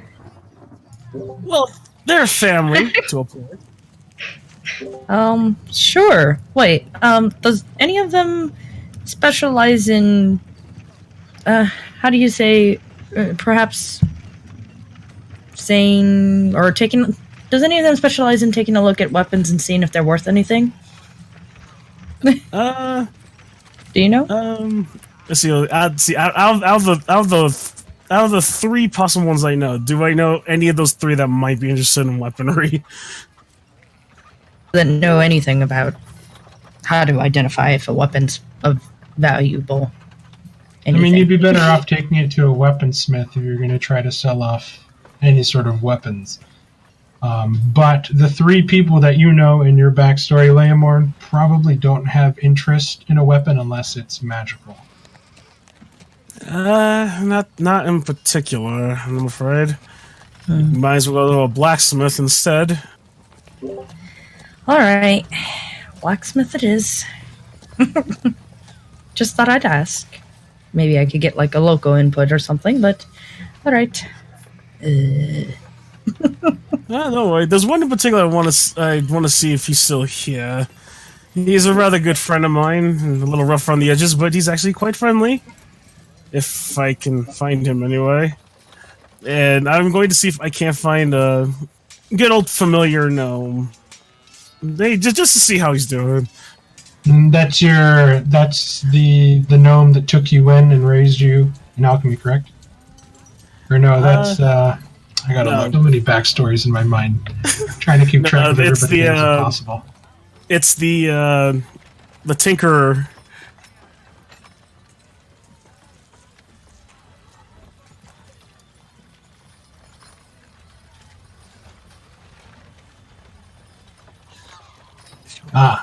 Jory Humblemore. No.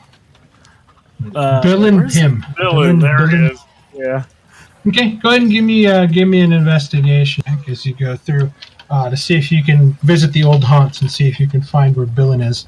In response to your query, as you're sort of now kind of begging him to give you this very nice book for a very mundane price, he just kind of like gives you a scowl and he pulls the book even further away.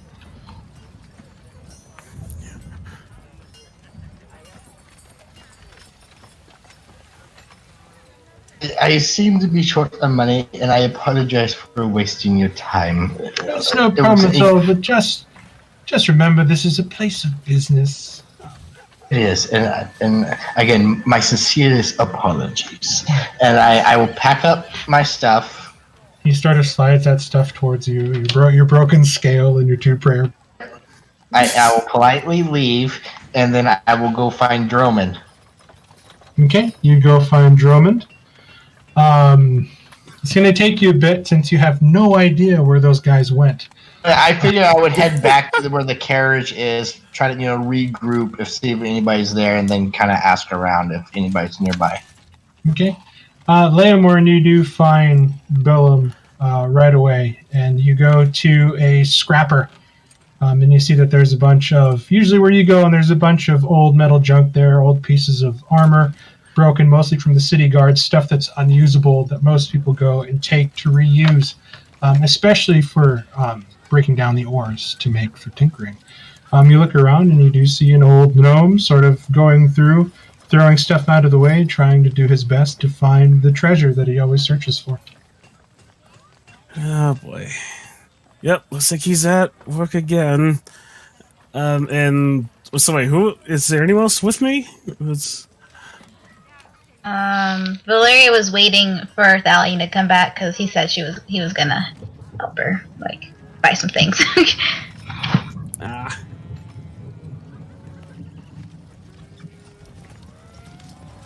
Elise was with you, but she's gonna try and go find a blacksmith if she can.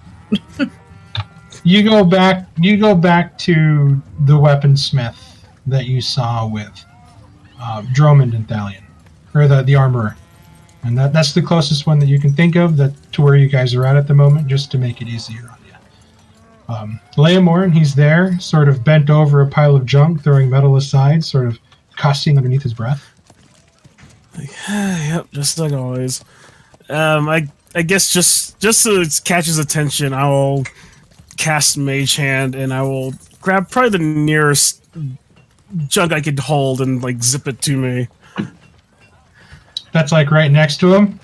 Yeah. You see him stand up quick as it's this place. You fucker, I was here first! And he sort of turns around, and you see he's got a dagger in his hand. Well, Billin, it's me. I'll just hold my hands up, just... You should know better. I could have thrown this right through your fucking eye. Yes, I know. But I always played these jokes on you. I just wanted to see if you're still in your senses. And he kind of gives you a low brow, and he stands up. He's like, in the junk as always. Have you seen your dog? Oh, sorry, you cut off there for a second. What was it? You said, have you seen your da? Oh, god dang it. Why did you do it again? I'm doing it on purpose. You're dad, boy. You're dad. Jesus, I always knew you were stupid, but I thought you'd get over it by now. I'll walk over to him with the piece of junk in my hand, get down to his level. No. I'm not that lucky yet, of course. If I didn't know you, I'd punch you in the face for patronizing me like that. And you notice that you're kneeling on the ground to get eye level with a gnome.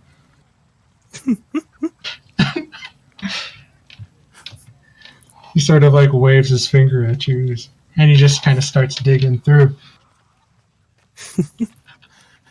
We were talking about you the other day. He says you're late on your guild fees. Again, I could have sworn I sent the last...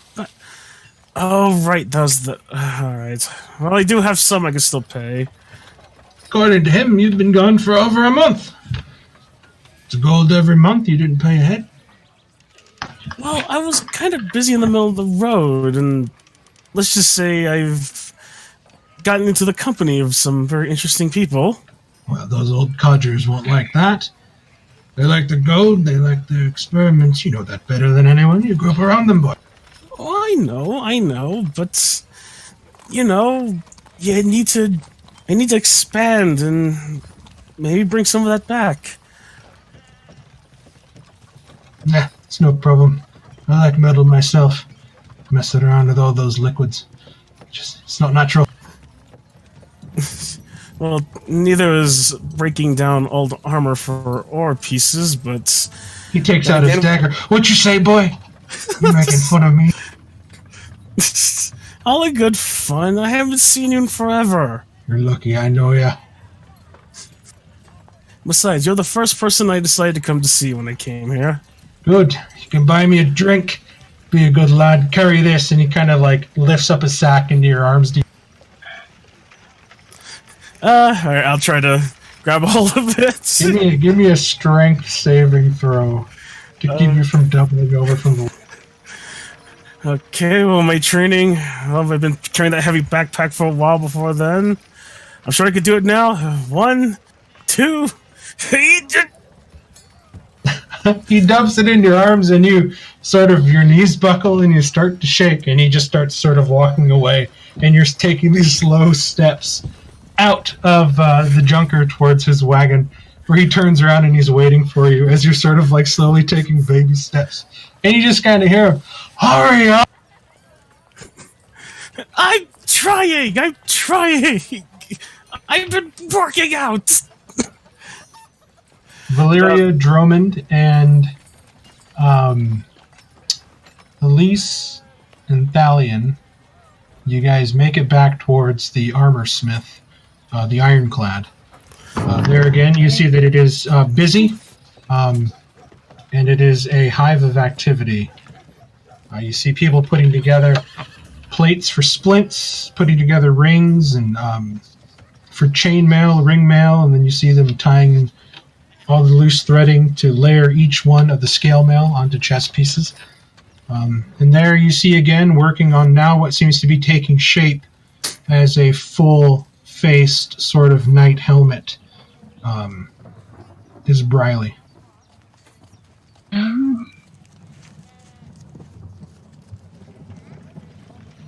Yeah, she looks up and then she looks back down and she starts hammering and like working on the small corner.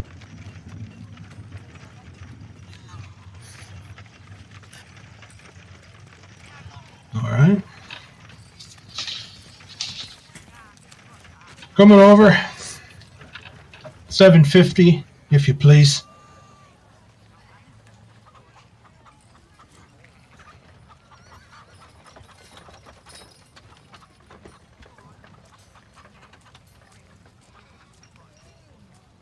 So do you just give her 75 platinum pieces?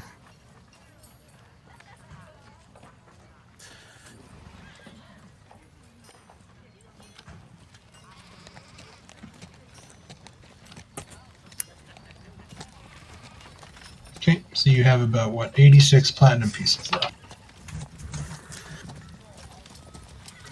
She comes over, she starts taking your measurements.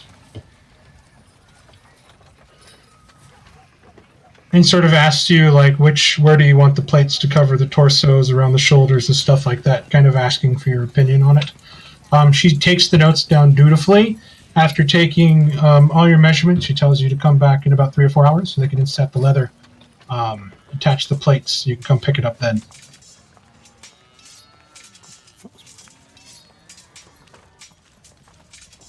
Yeah, thanks for actually having money this time. Are they just here to gawk, or are they here to buy something too? And she points to the 3 people in the back.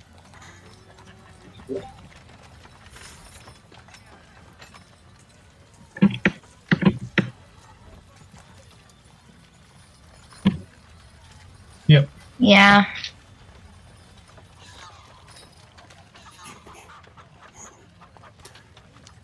And she's looking around and she kind of throws her hands up and she's like, "We don't exactly make clocks here."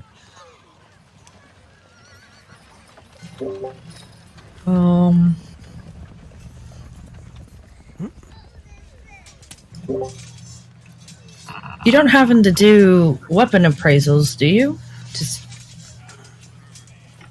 I'm an armor smith. It's not exactly my guild, but if you walk about 5 blocks that way, you'll find a weapon. weapon appraisal? All right. I shall do that. Thank you. She just kind of gives you a cursory glance, Drummond, as you're kind of standing there as the only person that hasn't talked.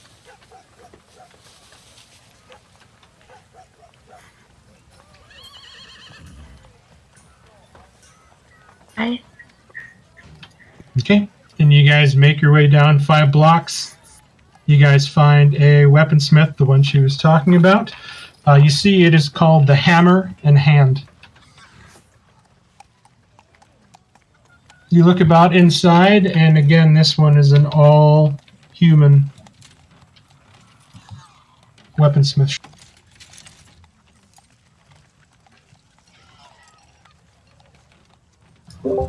All right.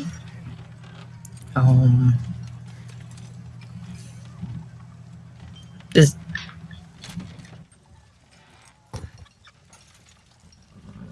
You guys just kind of walked up and not said anything, and there's people working inside. Like, Lisa's gonna walk in and be like, hello? I have Hello? you see a younger man sort of put down his hammer and tongs and kind of set down what looks like a small dagger blade that he's been working on. And he kind of comes up, starts wiping his hand on a cloth. You see that he is just covered in soot.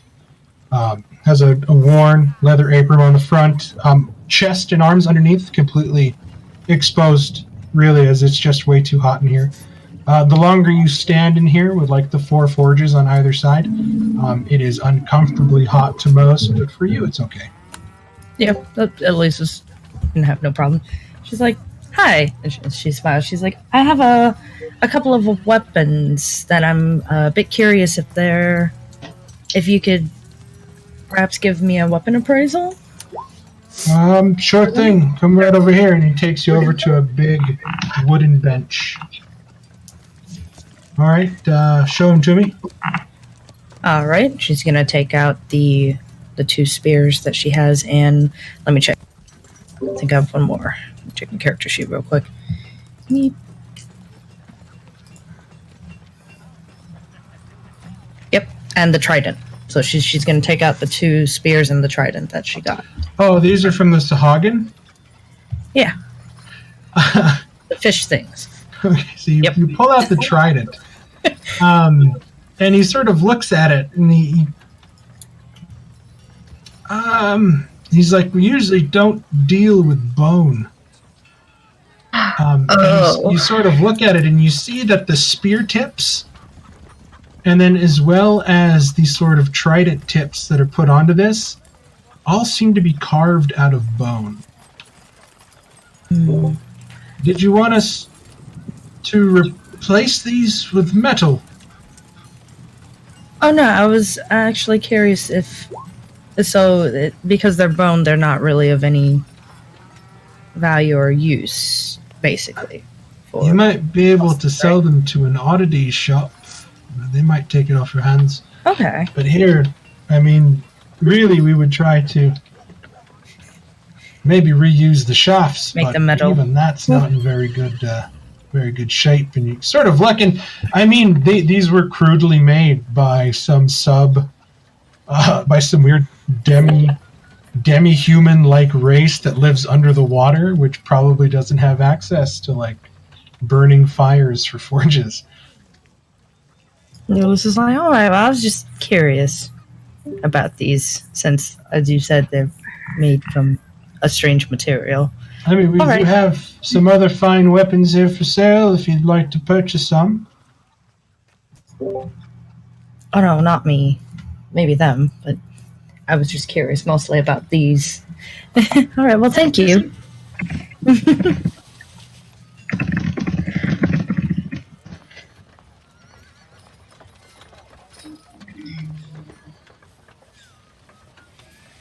Yep. Okay, I'll say that you guys go and you find like a small tinker shop. And there you can find somebody that has spare sets of tools that are willing to sell for you for the tinker tool price, which are 50 gold points. Oh, 25, sorry.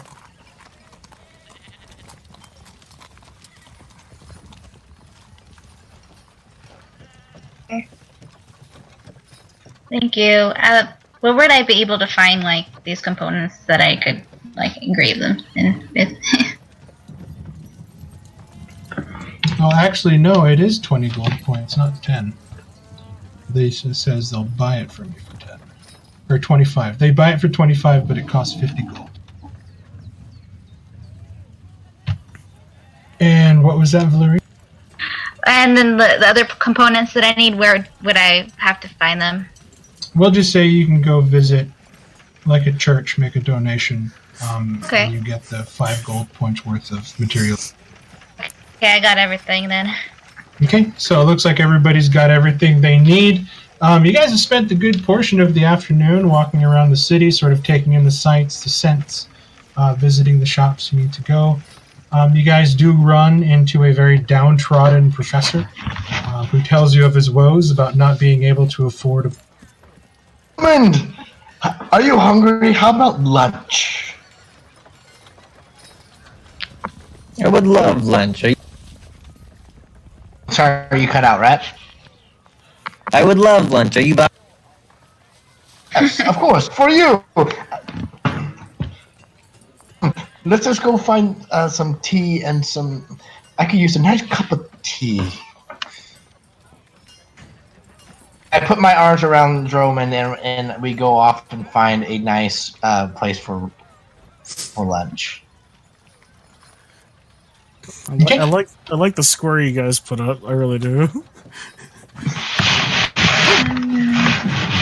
But those two go out for lunch. Everybody else kind of reconnoiters and meets back at the stables. I mean, really, you guys have the rest of the day to do whatever you want in here. Or just settle down and get ready to leave tomorrow. I guess then I'll go to work on my shield, which will take 8 hours. Okay.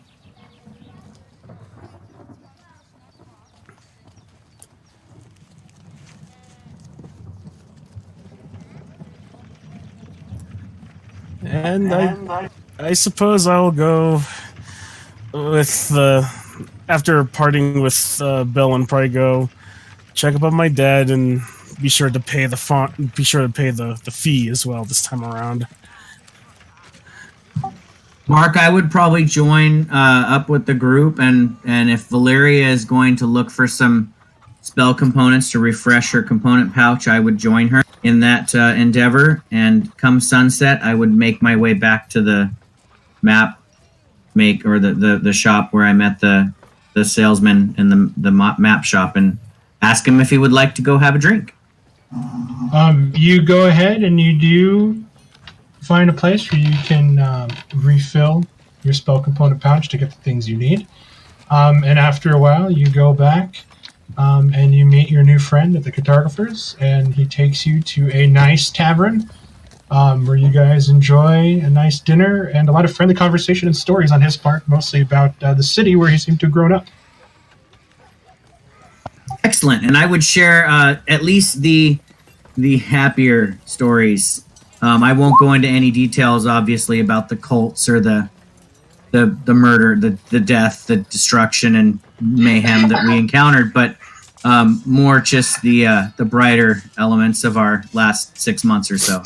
He is definitely fascinated about your stories of the university and of the city of Sardane, as well as the Hornwood. And I would wish him a good night and head back to wherever my allies are gathered. Okay. What are the Wonder Twins doing during lunch there? As we're walking away from the group and we get kind of I go, Drummond, I ask for your assistance. What kind of?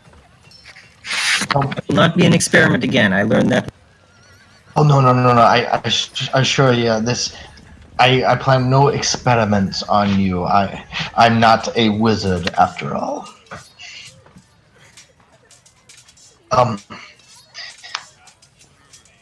Let's sit down and I will discuss the situation. And then as we sit down, find like a bistro, like for like a little tea or coffee house type deal. You see, I found a book that can further my research. See, and I pull out my book, my journal, and I show it to him. My research. I am not a scumbag. And I mean, he takes you to this bistro and he's talking about how he needs a book, and he's like, "You see my research," and then he pulls out this cruddy old journal that is like so worn, and the paper on the inside to you looks like it's been kind of dyed yellow from age. And he's sort of holding it out to you, and you kind of thumb through it, and you see a lot of like scribbled handwriting.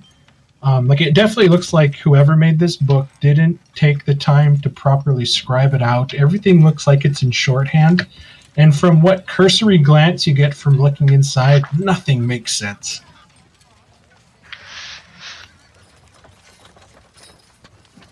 I'm gonna nod like, yes, research, yeah, okay. What? As I found out, you are wiring things.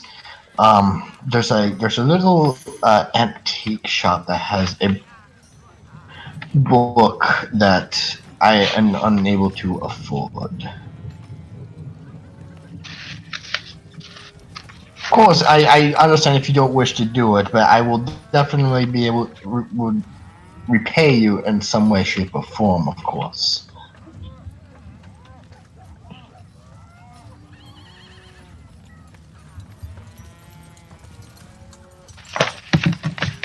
I'm doing this in a hushed whisper, so like if people walking by hear us talking about, so nobody can hear us talking about going and robbing a bookstore.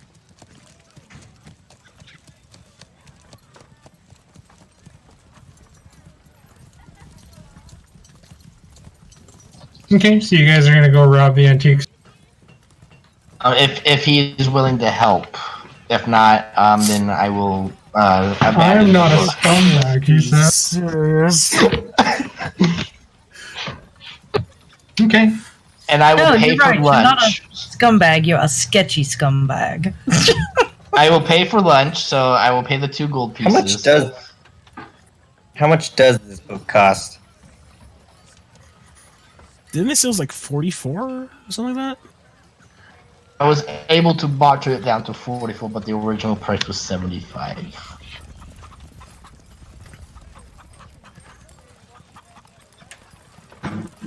And you're wondering, Drummond, 75 gold for a book? The thing you must understand is I would be And he very was willing to help you get this persistent book. of that price. But I tell him the name of the shop, and I can't remember. Did the guy didn't give me his name, did he? He didn't. You just know that the shop is called Walden and Blot.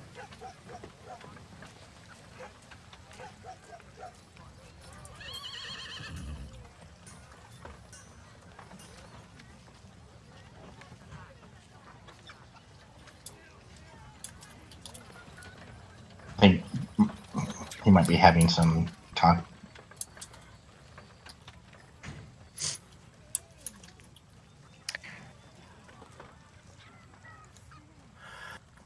what do I get out of this deal if you get this book? Do you have a reply or something? Can you guys hear me? My internet's not doing so. We can hear you. I can hear you. I can't hear him. I'm gonna. Okay, since I'm the only one that can't, can you guys hear me? Yeah, we can hear you. Yeah. Brad cuts in and out a little bit, but we can hear him for the moment. Drummond looks to you, Professor, and he says, "What do I get if I help you get this book?" What do you need that I can provide for either now or for a future assistance?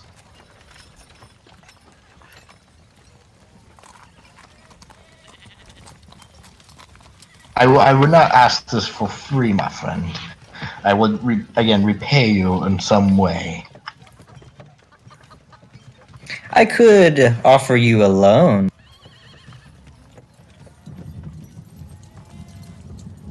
The parties. What's the percentage of interest? I can't hear him, so I'm going to refresh if he's talking.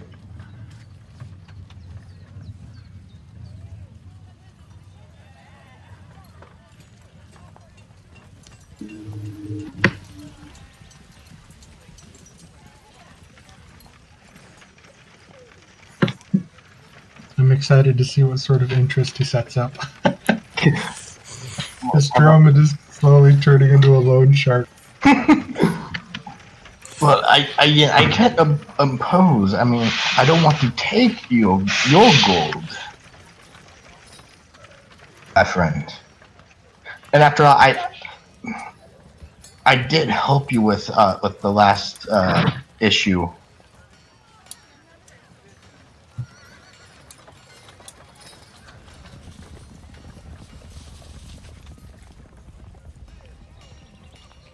How much did he need for the book again? 75 gold without the scales and the 2 prayer books. 45 if he offered the scales and the prayer book.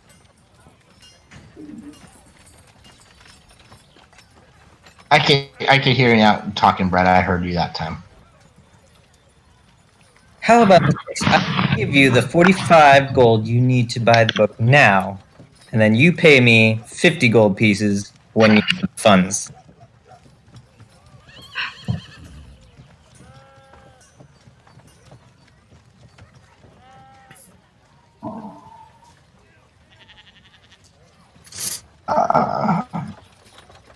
The goat says yes, Chris.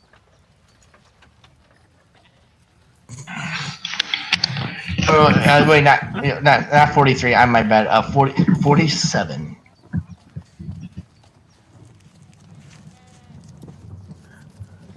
Did you just quote a toy?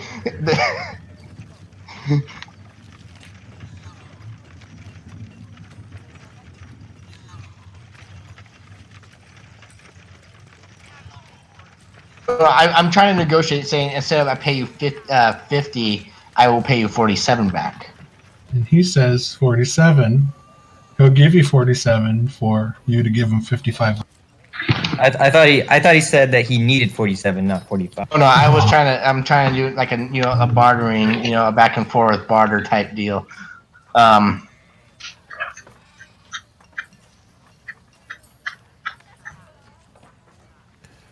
Drummond says 48.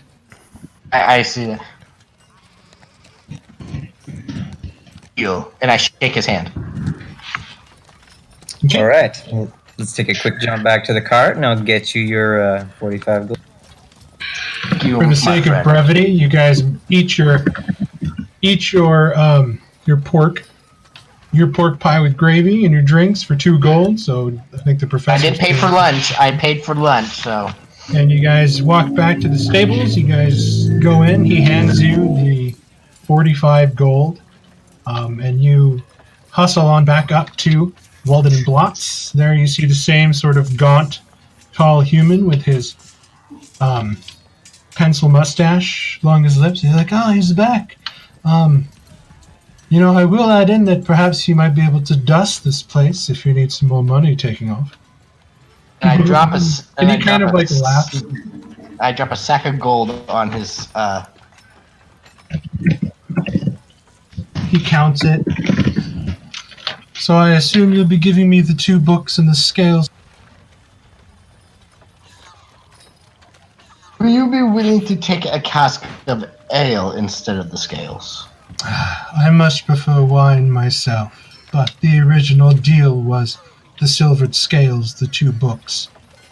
45 gold for this masterpiece, he says as he brings the book back. Can I tell? Perhaps he's trying to. I should have asked this before. Is he kind of like trying to swindle me? Like he's raising up the price, knowing I'm a professor and everything like that. Like he's trying to Give like. me an insight check. I mean, he's offering you a pretty good price for this. You can actually see in his face that he's actually sort of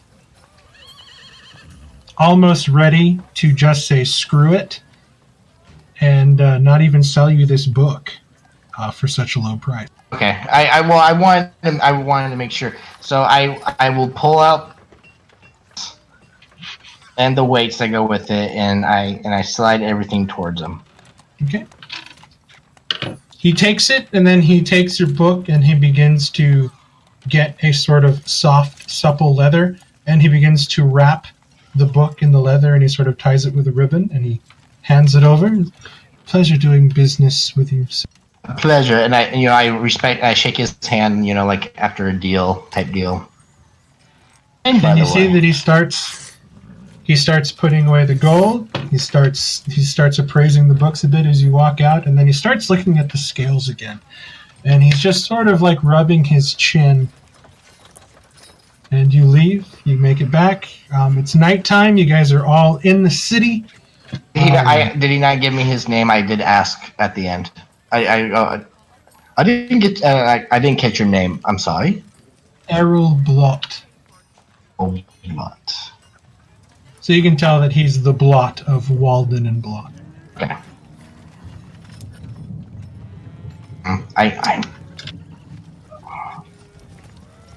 Yep. You grab it. You have a new set of half plate. And with that, I'm going to delete the magic item handout for those scales. I fucking knew it. Since you never had Xerac identify them. And those are no longer in the game. So. The scales he found in the tomb, he hawked them for a book.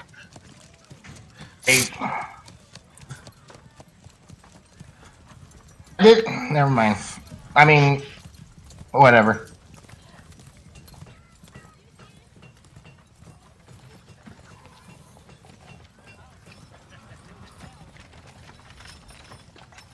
Okay. Are you guys leaving the city to camp outside, or are you all going to try to stay at an inn?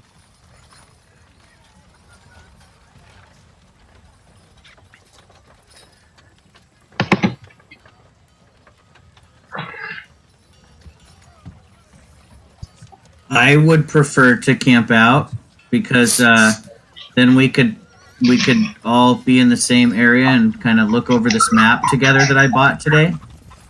Ooh, that sounds like a good idea. I'm on board for that. And since we all spent money today in town, maybe we could save a bit by camping out.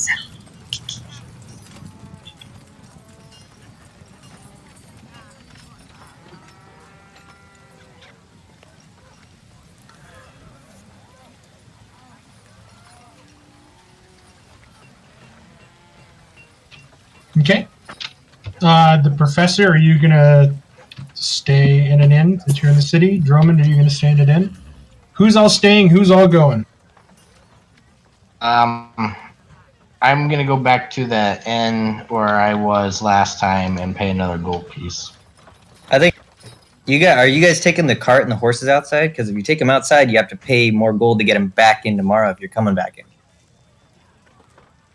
Do we have to go through the city to get to the other side, or can we go around the city?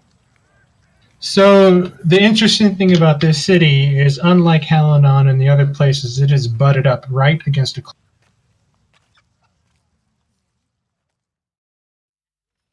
So the walls are like a crescent from one side of the mountain, and it's sort of like a star wall on the outside that mimics the inner wall of the fortress rising up. So it's not like Gundor to where it's like round, but it's actually built in a way to guard against invasion. This being close to the mountains, of course, there's always the threat of greenskins. And as you remember, like reading in the histories, the undead horde was sort of kept here at a standstill as they were trying to destroy this city, but they defended themselves quite well until help was able to arrive. But I'm trying to think of like an equivalent, but it's kind of like Gundor in a way, except it's not round, but it's almost like a long sort of Helm's Deep like wall with like a slight crescent that goes from mountain to mountain. And all along the outside, it's like the Black Gates. Yep, and all along the outside here, I mean it's dust and stone. What about proceeding through the city and camping out on the eastern side, so we don't have to go back through? And then those who are in the city can just join us on the eastern side tomorrow morning. Yeah. Easy enough. Just the further you go east along the paths, the rockier, and like there's less dirt and grass as you're now starting to sort of make your way more towards the mountain where the pass was carved out of. So, further west, grasslands. Further east, but you guys can definitely stay to the east. Yeah, just to the right side of the east side of the walls, less than half a mile maybe away from the walls. If there might be merchants passing or coming from the east to the west as well. We could just camp out where they're camped out. It's easy enough for you guys to unstable the horses.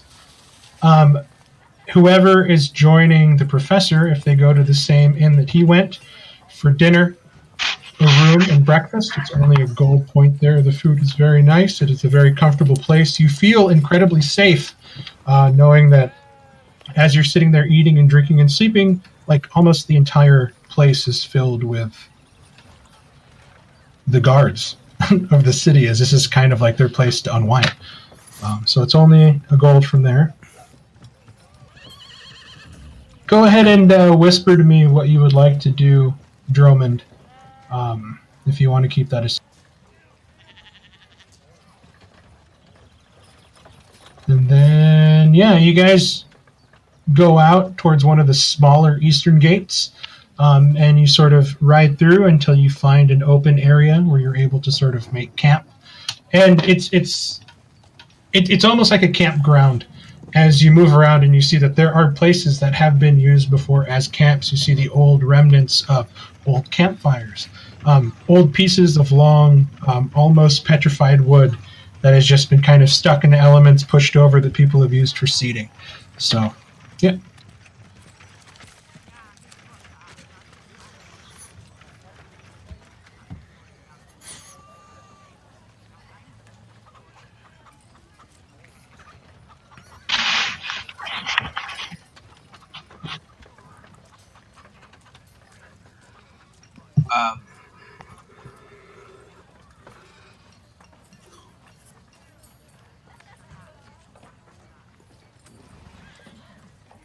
So I do have a quick question right off the bat for you then, Thalion.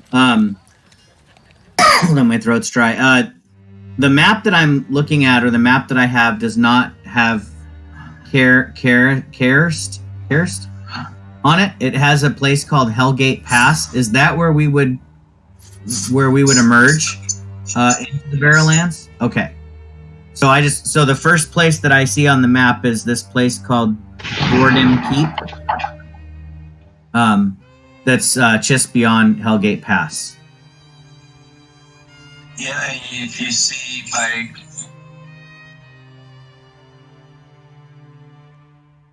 Yes, I see Valkenburg to the north of Warden Keep.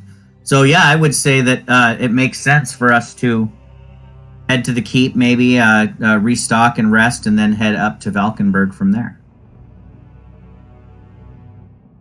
If that's indeed where we're headed. And then I would probably ask you for, do you know any anything about the Hills of Anguish, the barrows themselves? I assume that place sounds pretty terrifying, and that's where the undead walk.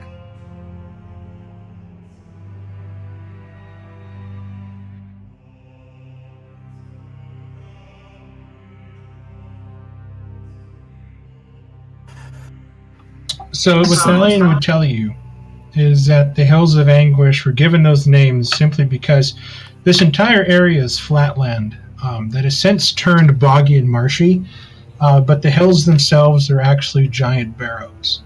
This was actually the place, much to the Wood Elves' chagrin, that the elves, dwarves, and men began to bury the dead and lost that were killed during the war here in the Barrowlands. And they are massive, multi-tiered, going down deep into the earth. Massive barrows full of thousands and thousands and thousands of bodies. Each one of these small hills, there is an entire city of dead sort of buried down here. Each one was supposed to be sealed with magical runes, but of course the nefarious people of the world, tomb robbers, things like that, have entered, broken it, releasing some of the once honorable dead that are now sort of walking amongst the lands of the living again, brought back to life by some latent dark magic.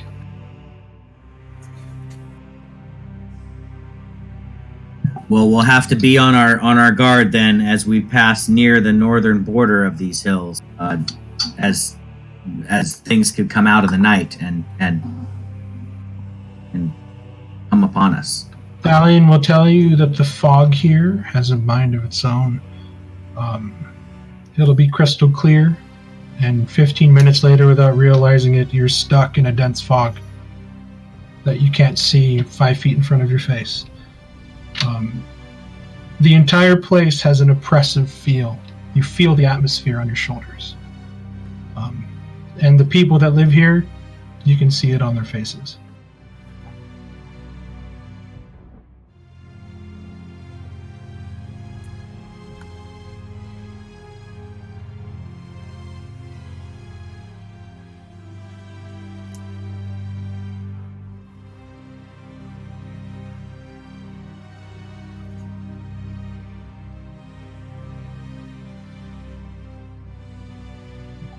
And where is it that we might find your friend, if your friend is still safe?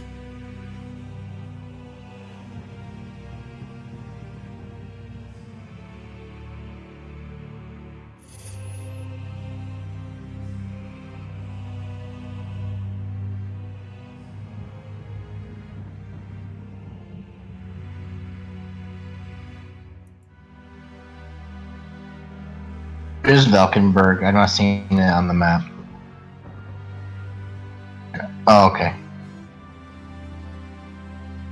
Yeah, so I had suggested we stop at Vorden Keep, which is right here, and then just head north to Valkenburg.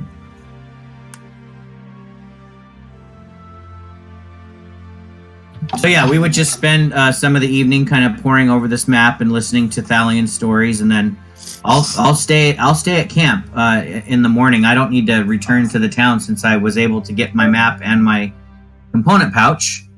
And I'll just wait with the gear until anybody returns, and we'll leave whenever everybody's regrouped.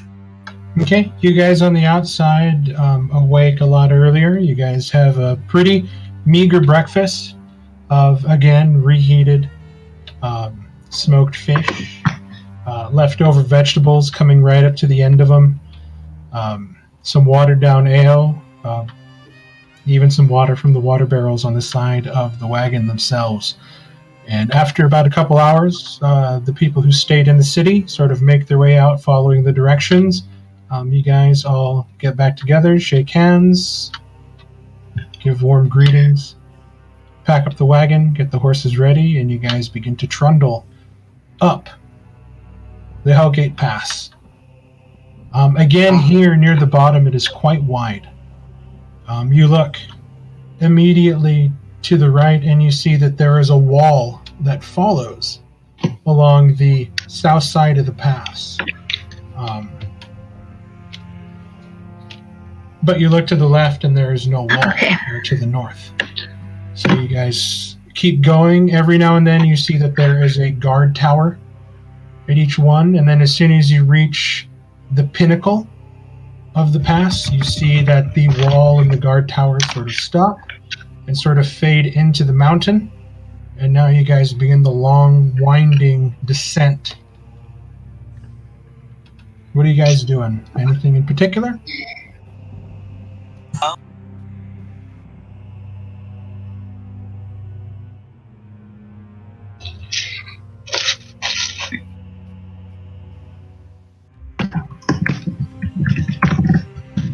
Okay, this is a pretty good pace of travel you're going on, so go ahead and give me a survival check.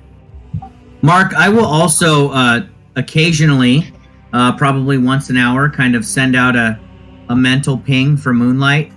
I don't know how long I should expect his travel to take to Roger and back, but I can, whenever he's within 100 feet of me, I would be able to hear his voice. Okay, you definitely haven't heard anything from a mental ping perspective. Okay, fair enough.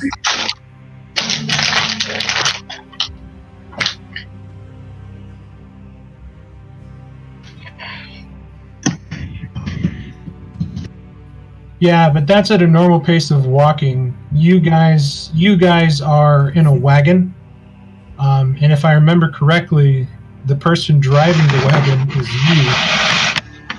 Since Valeria now has her own horse, you've kind of taken over wagon driving duties, if I remember correctly. So trying to search for herbs while sitting on a wagon controlling horses going down a mountain slope, that's a pretty good DC.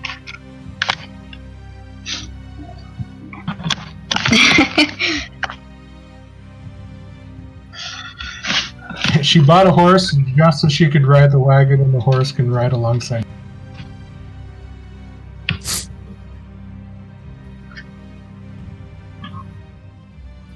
So I mean, it's hard. I mean, this is rough, scraggly mountainside. It's gravel and dirt and dust.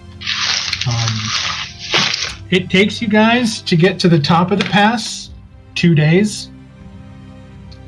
Going down the pass is going to take you even longer, and that's just controlling the speed and the weight of the wagon and the horses. Sort of taking a sort of serpentine route down this place, you're able to do it. I mean, you guys take in the scenery. Oh wait, I think I made music for this. I did.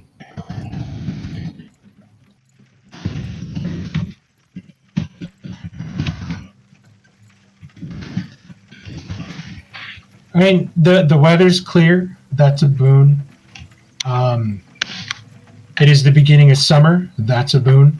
I mean, there's still places where you look along the rocks and you can see where there's still snow clinging to the last bits of chill up here. But it only adds to the sort of perfect temperature that you're experiencing. It's that perfect Seattle summer day where it's like 68 degrees outside and there's a breeze and the sun's out in full force. It feels good. I mean, occasionally you'll see some animals, like you'll see some birds fly up from the rocks. You'll see some pebbles sort of dancing alongside the cliff face where they've been disturbed. It's a pretty peaceful drive.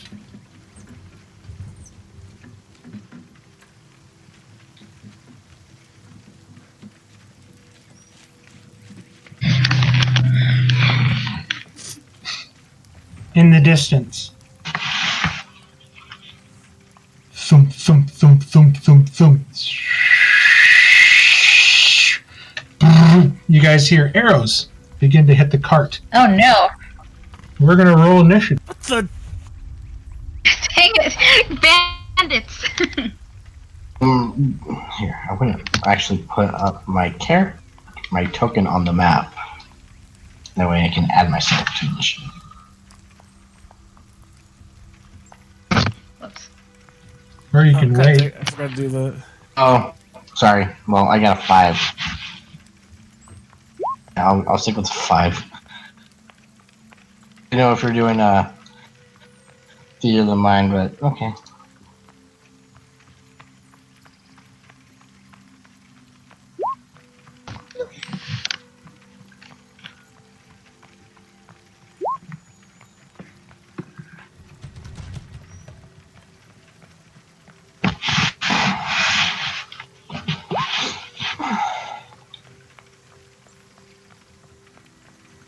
Dalian, you can go first since you're outside and you crit. If you want to. Okay, got Lovecraft, Roman Thalion, Garshadow, Leomorn. I need to add Valyria. Oh, it's even worse than the last one.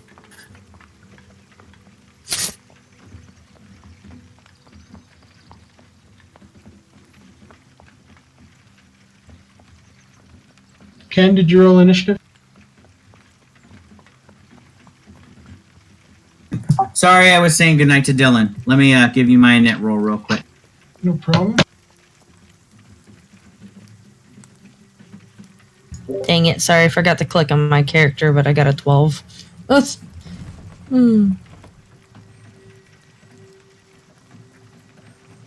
You got a guys 4. watch as the arrows are flying. Figures begin to approach from the cliffside, looking down.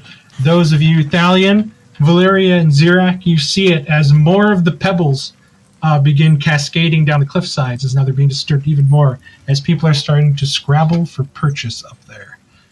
You guys hear war horns sort of blaring, and some really loud, throaty roars. Well, so much of a peaceful day now. I thought I did a pretty. Eh. Well, I at thought least I the did a weather's pretty nice. good subtle Never for job. us. Yeah. Thought I did a pretty good subtle job of describing things happening around. Or white. Oh boy. This one looks a little bit different. For these. What are these things? You see that she currently has a skull in her hands, and that she is drinking something.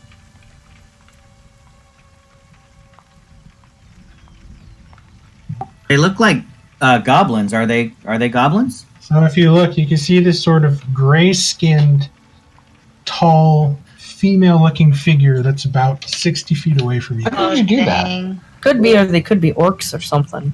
I don't know. That looks kind of terrifying. That's How did you do that, Mark? What's that? How did you do that? You click on the token and you press Shift Z.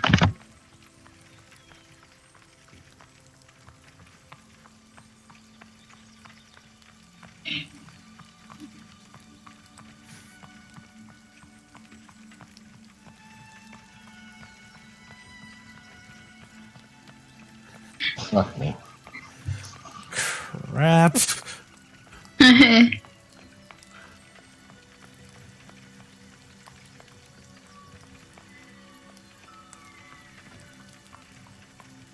I thought Leomorn got a 4, not a 2. Oh, I had a 4. Then I forgot why I didn't click on the guy. I clicked it and I got a worse roll. Well, you can change it to your original roll. I did the same thing. I rolled an 11 and then a 14 because I forgot to click on my character, so I just changed it back to an 11 because that's what I rolled first. I don't know. Either way, I'm still on the bottom. Either way. Give me a True, sec. true. I have so many sheets. You would go before an orc Nice. if you add a 4. I already added you on there with a 4. For me, I see a 2. There we go. There we are. Yeah, it's fine. It's fine. Either way, I'm on the bottom of the list. Either way, so. Well, I rolled a 3, so. Okay, now for the fun part. As the arrows begin to descend, I need Thalion, Valyria, and Zirak to give me animal handling check. Okay. They're gonna hit your horse, Valeria. They're gonna kill it. I'm gonna cry. Nope, jinx it right now. Curtail! Oh shit! Oh, I'm sorry. no! Rip. Say it. Thank God I get to keep Ophelia. I'm gonna use my point of inspiration to re-roll that. I love Okay. you, Carla. Go ahead. Go. There we go. I mean, the animals weren't going to die, but I would have fallen off, but you know. you guys feel the animals lurch forward. The two horses sort of rear up and buck as the arrows are hitting down by their feet, and my surprise round was trying to knock you guys off your horses. But let me go through and take off the inspiration.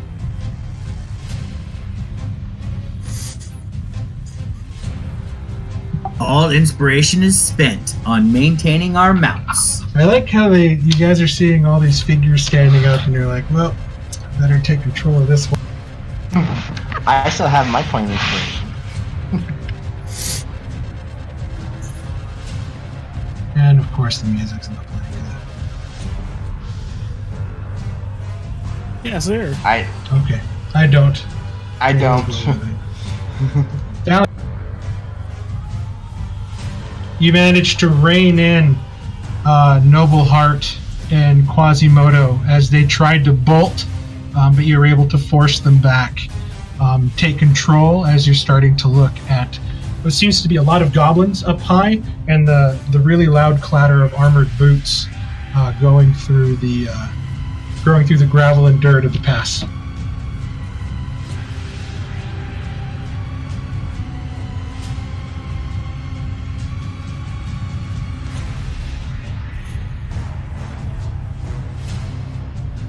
Oh no.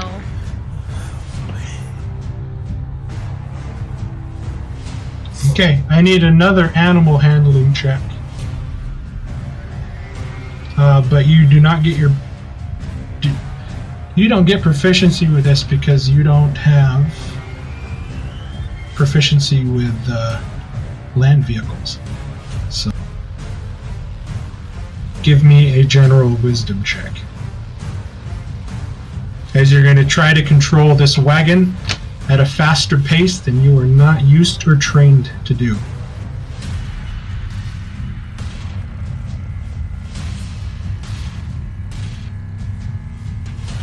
When you failed by more than 5.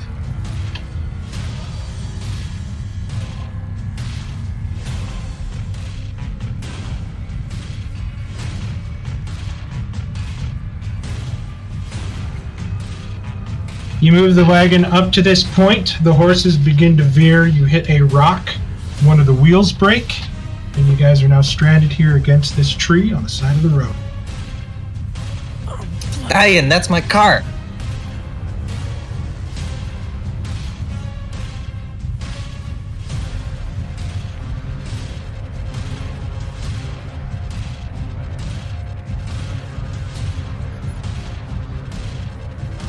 Well, you knew that because you were driving the cart when you guys met Lamborn.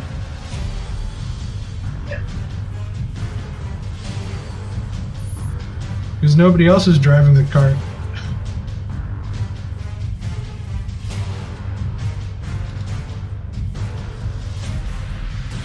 Yeah, because she bought her fancy new Roan Stallion. I mean, that was your action to try to move the cart. You have your movement, bonus action if you want to use it.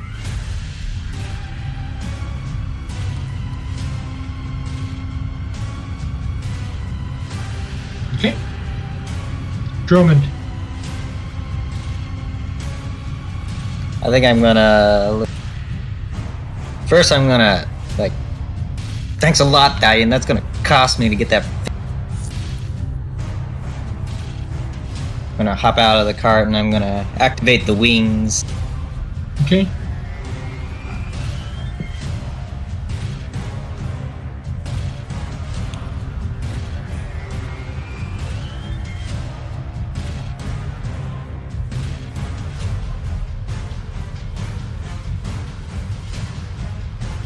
So action, activate the wings. Cunning action, gonna try and hide, I guess, around the cart.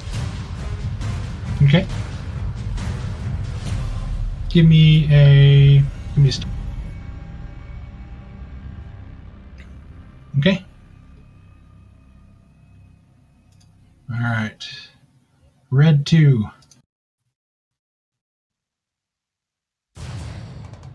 Bonus action. 30. Thalen, he's going to try to make an attack against. He can. How? They're orcs, man. They have a bonus action movement called aggressive. Oh, they do. Oh, I've actually never played orcs. You are driving a wagon with both hands, not holding a weapon. And you didn't say you drew your weapon, you said, I guess that's the end of my turn.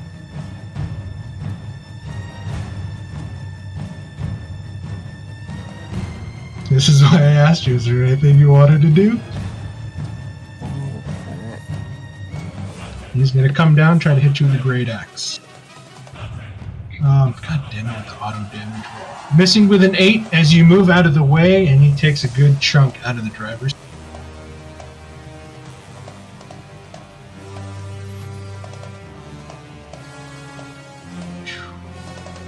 This goblin here, he's going to shoot an arrow at Furia. Okay. You know what? Let me make sure it does an honorable damage.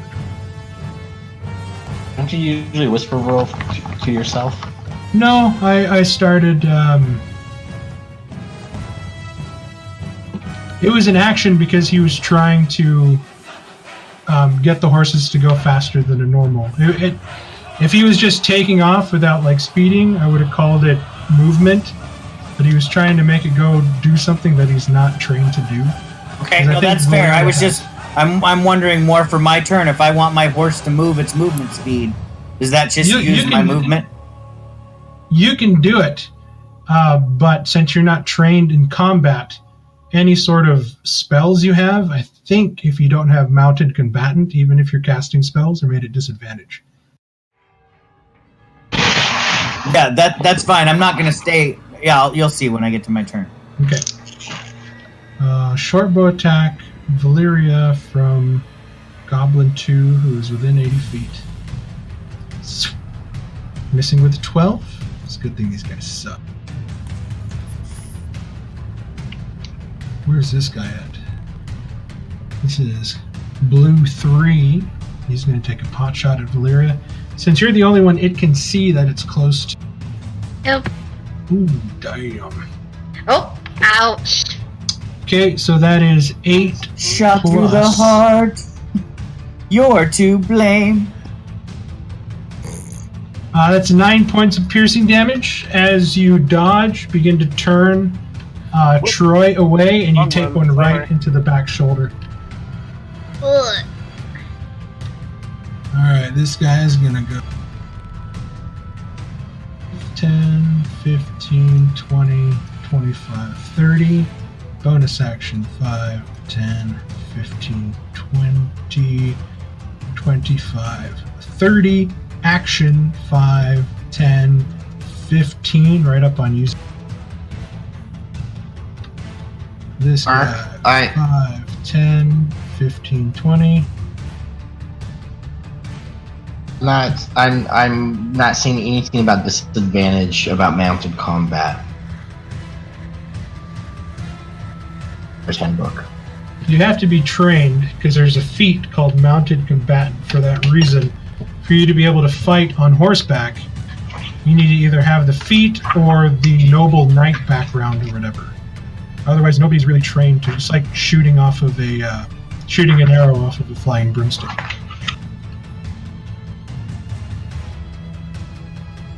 I don't know. I looked it up and everything I read said that. If you guys can find something to the contrary, then you go for it. 15, 20. But there's a feat specifically made for that reason, so if somebody wants to fight on horseback, they're not hindered by that fact. Yeah, and it makes sense. How can you shoot on something that's moving that you're not proficient in?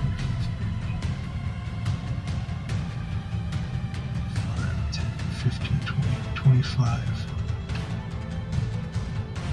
30. He's going to use an action to dash to get 5 more feet as he's going to try to start climbing onto the wagon. It is Garsha.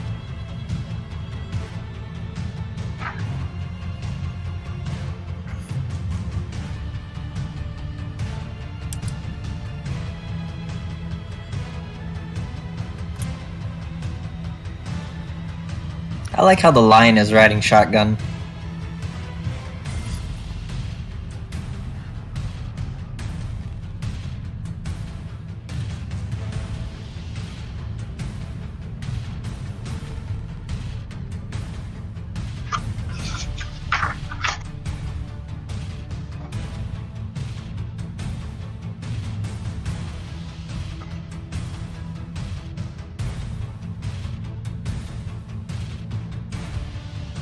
Okay.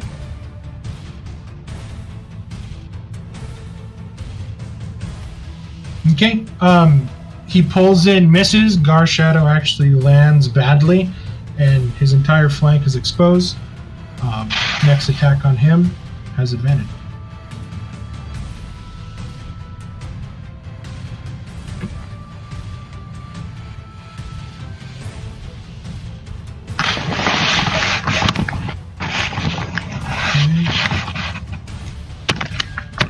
This orc is going to begin the grueling run. 5, 10, 25, 30,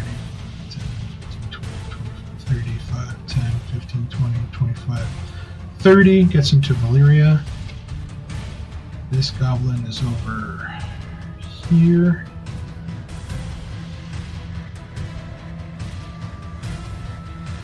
His closest target is Valyria.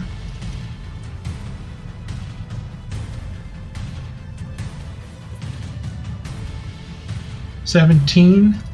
That misses. Okay. Elise, it's your turn.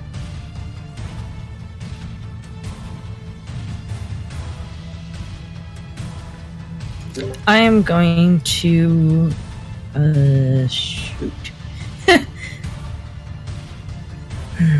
Okay, and so that orc is like right next to the wagon, right?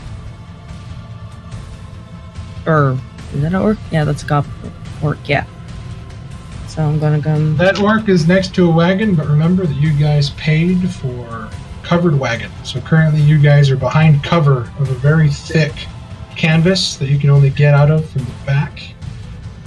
Okay, so we're that's the front. Okay. So you guys are behind cover at the moment. You might get the idea that they attacked because they saw 3 people and a lion with a large wagon, and not an entire party of 7 people. Okay, well, I'm going to crawl out and fly up diagonally-ish, kind of. Not just straight up, but kind of like above the cart. Like here, but I'm flying above it. And then Okay, I'm so going you're 20 feet up. yeah. And I'm gonna shoot him with the bow.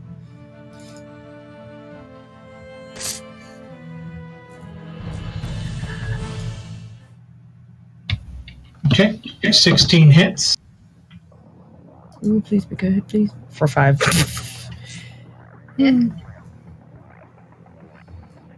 Okay, you take him right into the neck. Does a lot of damage to that guy. Yep.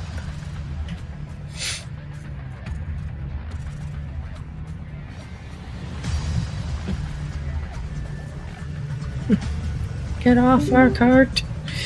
Okay, is that the end of your turn? Yep.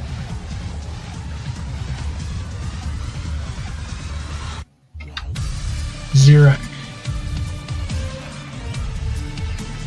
All right, I will have my mount go before me on my initiative. It will take the disengage action, and then it will move 60 feet. Its movement speed.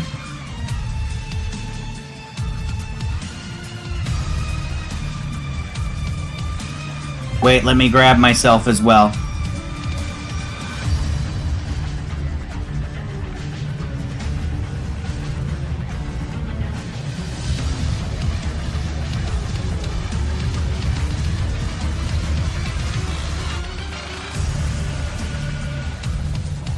So it will move to there, and then I have to use half my movement to dismount. So I will spend 15 feet of movement to jump off on Okay. that side of the mount, and then I will continue my movement 15 more feet. And I'm kind of slapping my horse's butt to get it to follow me on its next turn. And I will move 15 more feet, and then I will cast a spell. Okay.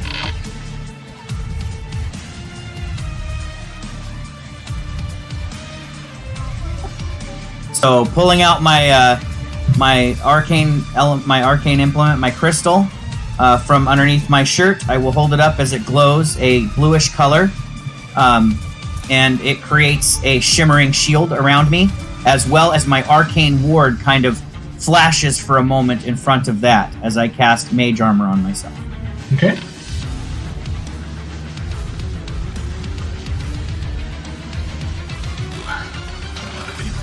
Valyria.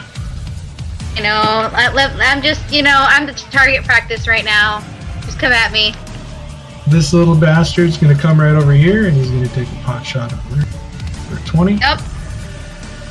Doing 7 points of piercing damage.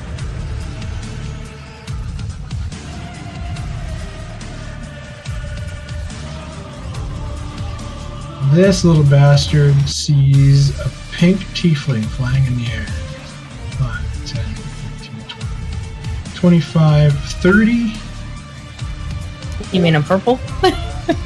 Oh, I'm sorry, I'm thinking of Connor's tiefling. And he's going to take a shot at you. Missing with a 7 as that one sails wide. This little guy is going to do the same thing. 14 is a 14. With your leather armor. Yeah. That hits. Take 5 points of piercing as this arrow comes, as you're sort of turning and now bringing your hand crossbow back to cock. It just grabs you right into the quad. Now you have this short bow arrow stuck in your leg.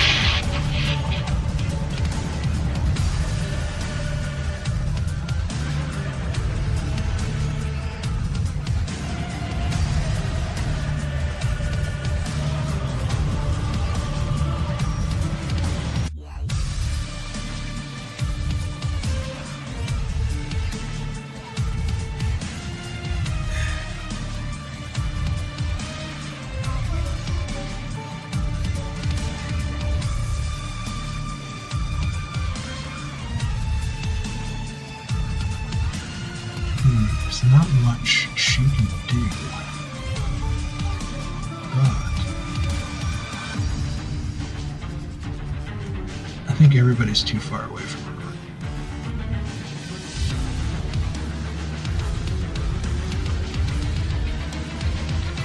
Valyria, she's going to slide down the cliff face. She's going to make an acrobatics check.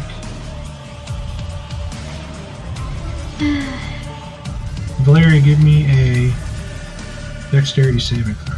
I'm not good at those. Okay. Nope.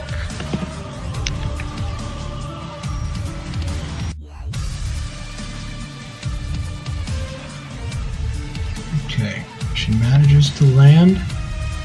She's right at the base of the cliff. She casts Sacred Flame on you. As this sickly bolt of greenish, sort of like it, if you can call it fire, but it almost resembles like this sort of weird wet slime. Oh. Shoots down from the side and hits you. Take 9 points of radiant damage. Okay. You guys, it's looking pretty hairy over here. Professor Lovecraft. Yes, I'm coming out, so... I can see this goblin. She's casting spells. She's a lot taller than the goblins. You can tell well, that she's probably a female orc. Okay, well, anyways... I am... But right now the only range efficient range spell I have, I'm gonna Eldritch Blast her. Okay. Me. Son of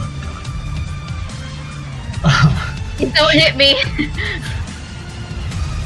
You were so captivated as you caught out of the corner of your eye this flying ball of slime nimbus shoot from out of nowhere in the sky and just punch Valeria in the back, causing your Eldritch Blast to go wide, exploding part of the Hillside. behind. Yeah, you just see rocks and gravel.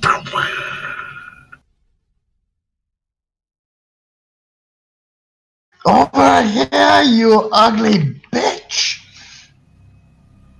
You see her holding the bleeding skull in her hand, and she sort of yes, because taunting that thing is definitely what you want to do right now. Leomore. Alright, so I guess I just seen him just do a Hail Mary shot.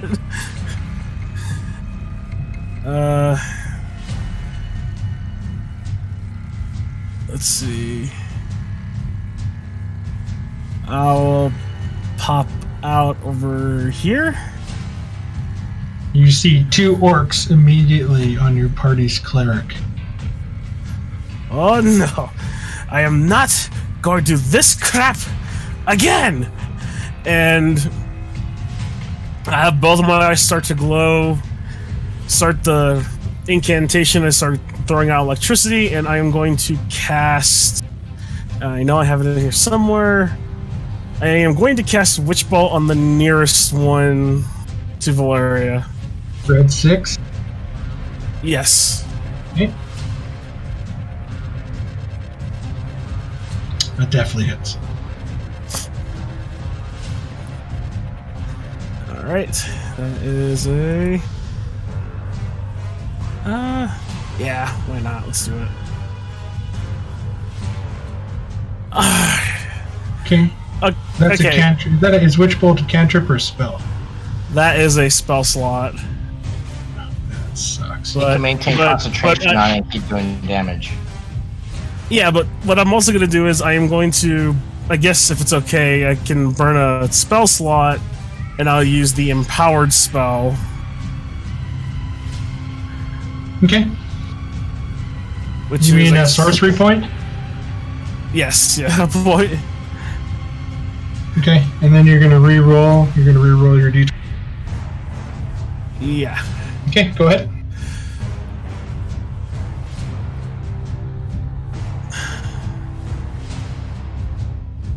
Okay, so it'll take 4 points. Oddly enough, you targeted probably the weakest orc on the field, so good job.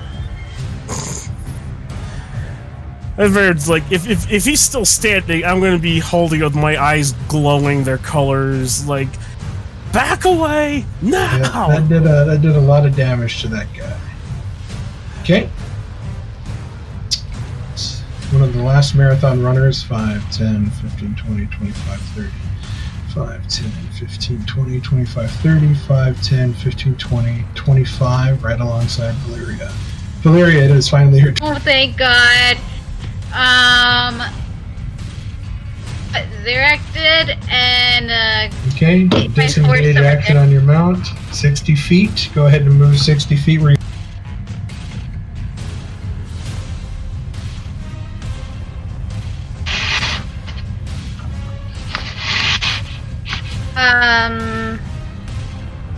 yeah, I'll go here. Okay. And then she's gonna jump off. And now 15 feet, and now she's going to cast Do you want Troy to continue to run? how much is 60 feet? Let me go back here. I mean, you only moved like 20 feet. Okay. And then 25, 30. I'll have Troy next to Ophelia, and Okay. then she's gonna jump on her. Yeah. Alright, You're in front of the wagon. You see Garshadow getting ready to try to take on 2 of these orcs as Thalion is reaching for his halberd, or his glaive. Okay, and so then 15, 20, 30. She's going to send a Sacred Flame at number 3. Okay. Number 3 orc. C14. Yes. He fails, so he'll take 9 points of radiant. Does a lot of damage to that guy. As a bonus action, I heal myself. Okay. Go ahead and cast Healing Word on your... Okay, you heal for 5.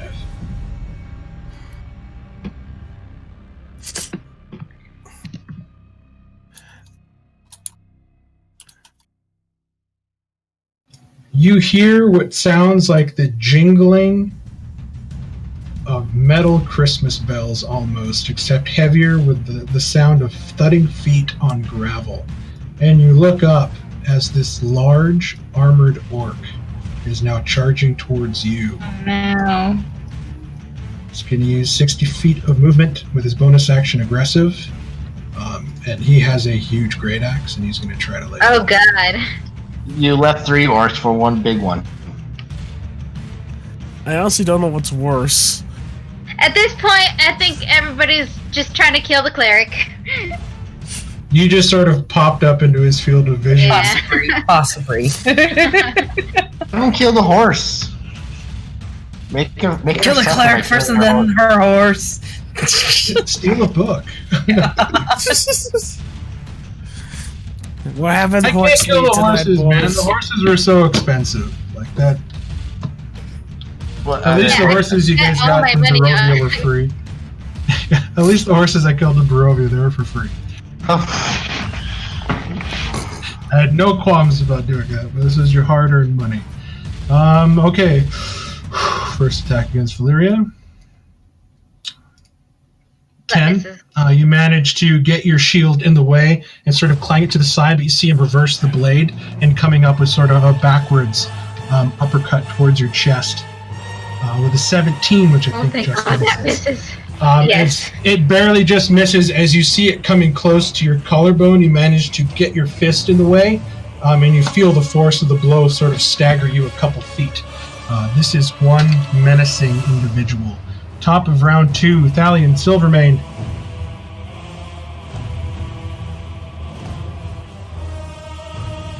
Okay.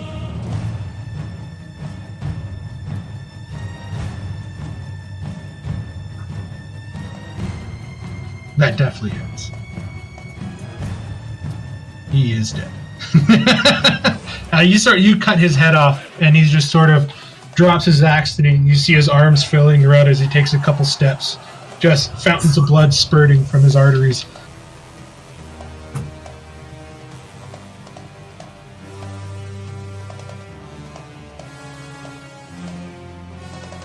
Okay.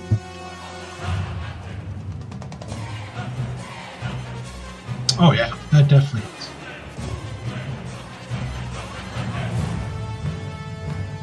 He, however, is just barely standing as you took a good chunk of his shoulder off with your cut. Like, you literally see that there is a bisected, clean cut, and you can see that there...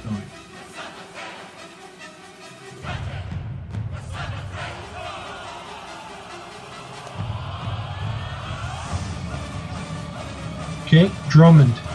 You have been well hidden. Nobody has seen you.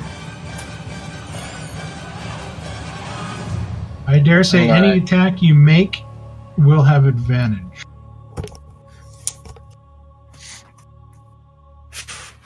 Were you doing something else, Doug?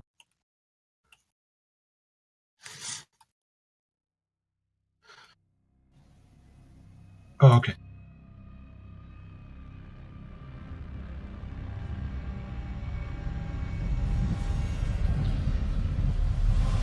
For a little bit longer, Chris, I want to play until we get to a good cliffhanger spot, hopefully. I just remember it's 1 o'clock here. Oh yeah, God, you live in Florida, you weirdo. Okay, Drummond, what do you got? I think I'm going to help Valeria because she's looking. Okay. We'll just go ahead and use disengage right now. Okay. We'll stab at this guy. You said at advantage? You have advantage. He does not see you at the moment, as his passive. Hold on, wait a second. What is his passive? He does not see you. He is a big hulking orc in armor, but he is not perceptive. 23 def. So tunnel vision.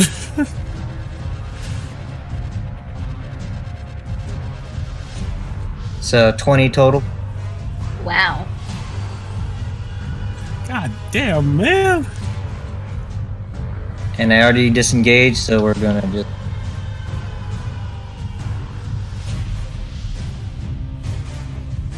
And I've 20 already got damage didn't kill that guy? Damn, I was hoping it would. No, it took a good chunk as his arm was still up. Well, both arms were still raised over his head as the blow was fended off by Valeria.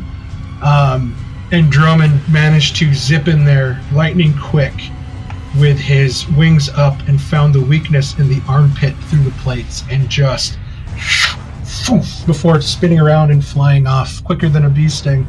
And he is howling in pain. Alright, that will be my turn. I am 15 feet.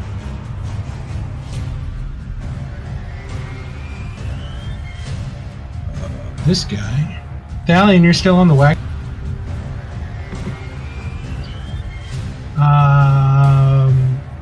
Give me a dexterity saving throw. He's going to try to take your feet out from under you.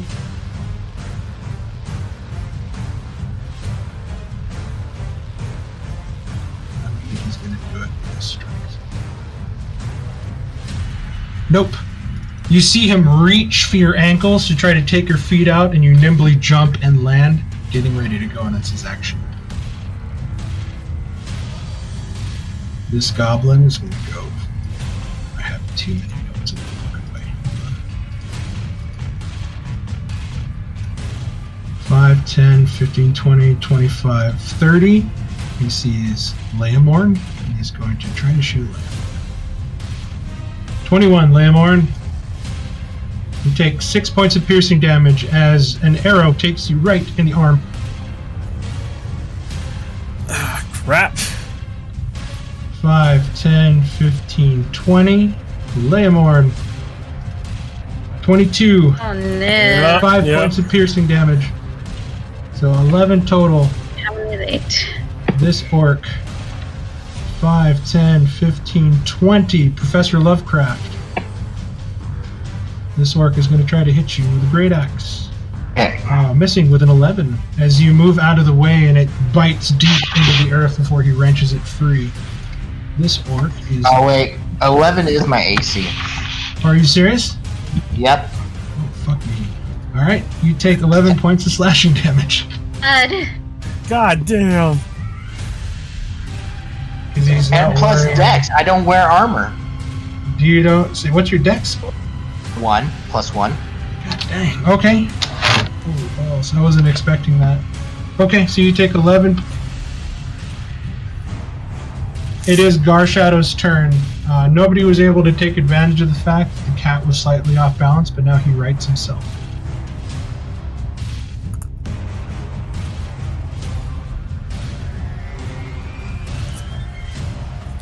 Okay.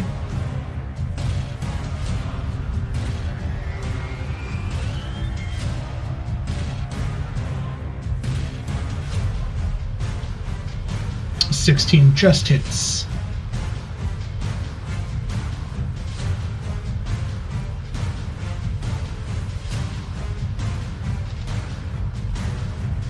Oh, he's dead. That's okay.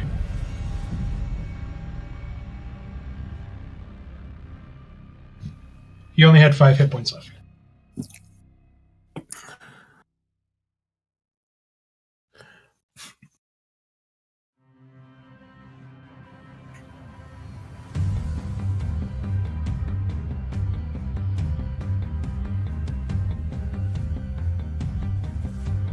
Okay.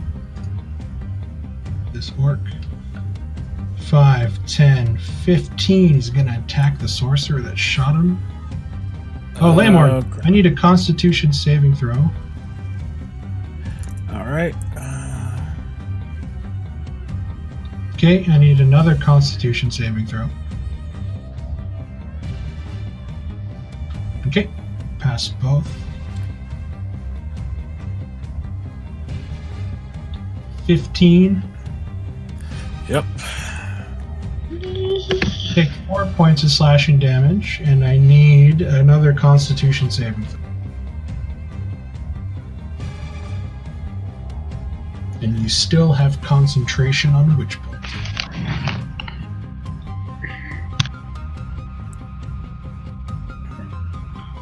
This goblin is so far away. 5, 10, 15, 20, 25 feet. Sorry, Lamorn. You are right there. God. Short bow, Yep. 16. Yep. You take 5 points of piercing damage. I need another Constitution save. Crap, I might go down.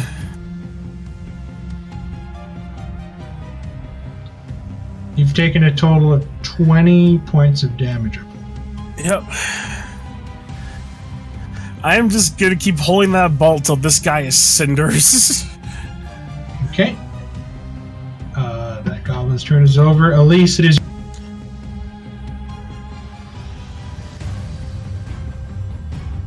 Get him, Elise! Don't forget about Bardic Inspiration. Alright. I will try.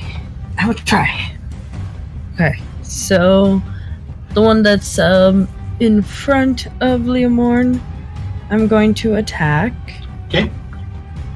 See, with that.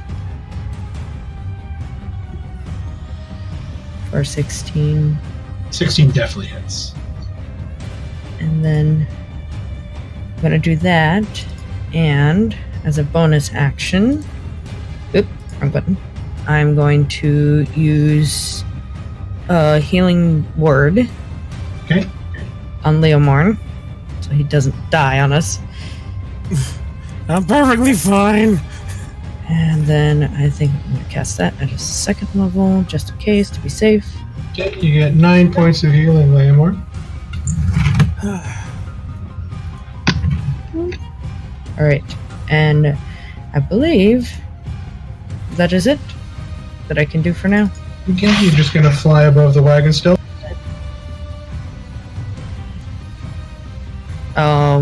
Actually, I'm going to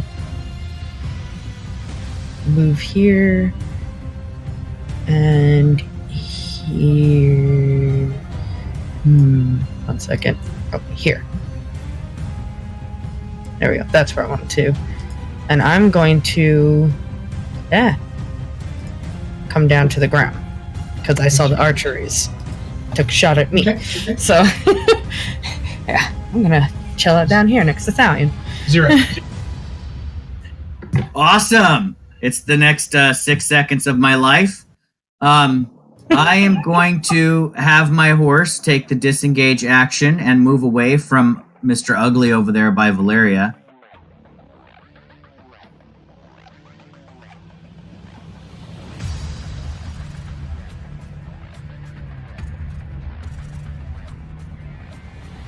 That's 55 feet of movement. That seems good enough as Ophelia goes and cowers in the corner like she should. And then I will, now that I have my mage armor and my arcane ward active and I'm feeling well and good and protected, I am going to try a new spell just for the fun of it against that number 1 guy in front of Valeria.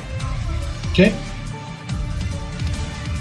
Now, mind you, this is tricky because it uses my wisdom and not my intelligence, but it's all built into the spell, so. This is just verbal and somatic, so I'm just going to say some magic words and wave my hands in the air, pointing at the, is it an orc that's in front of Valeria? It is a very large armored orc who is carrying himself differently. And then the other more savage-looking one's in leather. He seems to have an intelligence. Okay, well, let's see how well he likes the cold in the middle of summer. Frostbite.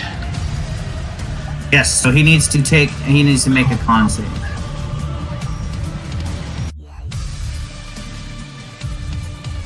And he's actually got a pretty good con. Yeah, he's an orc, so this might be a bad choice, but I just wanted to try it out. Oh, that's a freaking fail! Awesome. Alright, so he's gonna take the 2 points of cold damage, and he has disadvantage on his next weapon attack he makes before the end of his next turn. So in quick succession, Valeria, you've watched this thing try to hit you twice, and you've desperately defended it as a blur of motion has come in, stabbed him from the side, only leaving a spurt of blood that soon turns to ice. And you see these like icicles of frozen blood sticking out of his side where Xerak's magic has hit true. Whoa. You guys are fucking this guy up. And that will end my turn there, Mark. Well, I took a little bit of movement back, kind of up that hill. I'm assuming this is a little bit higher. I mean, there's no feet on the map, but what I'm going for is I just want the high ground so I can kind of survey the battlefield. You guys hear the plated orc yell something out that you guys do not understand because Wait, I don't think oh any wait, of I you don't guys speak speak Orc. I was about to check mine. I don't have. Our Orc. linguist doesn't speak Orcish? Oh my god. I have a bunch of. I have about all the exotics, not most of the common stuff. Oh, do I know that? I don't think I do. No, I don't. Damn it. Professor Lovecraft. Yes. 14. 8 piercing damage. What hit AC me? can't go. Your AC doesn't go any lower than that. So it's a max damage, but that gets you right in the shoulder. And you're gonna watch as this goblin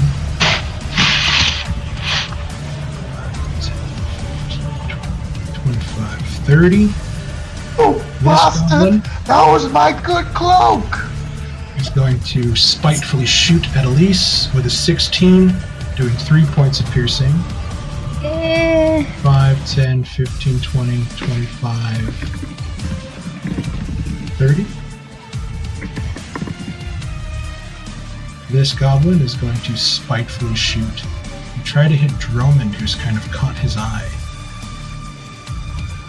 Missing with a 6, 5, 10, 15, 20, 25, 30.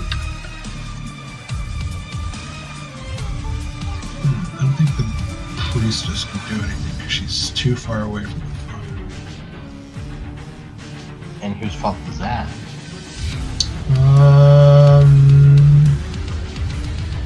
You know what? She's a bitch. Yeah, that's right. I called her a bitch. Professor Lovecraft, give me a dexterity saving throw. First, something I'm really good at. As the green nimbus comes down, and as the green nimbus comes down, so you take 12 points of radiant damage. Down. I had 12 hit points. Oh no! Fantastic. Here comes. I'm just going to draw it. You watch what almost seems to be those, like, as you begin to sort of lose consciousness and you're sort of shocked and your eyes are sort of trying to keep their focus as you're trying to catch your breath. You see what seems to be like a green wicker man begin to form next to you. And she is casting Spiritual weapon. spiritual weapon and this oddly like shaped green orc wicker man. And Go for it, dude. I mean, role play it. If he's she gonna would have. try to rip your heart out. Okay. Oh no! You have advantage Oh, I have because advantage. it's a melee weapon. It's not a ranged spell. 12. So I have 2 failed death saves at the moment. Okay. We have 2 failed death saves. It's my turn. Her turn. I need a.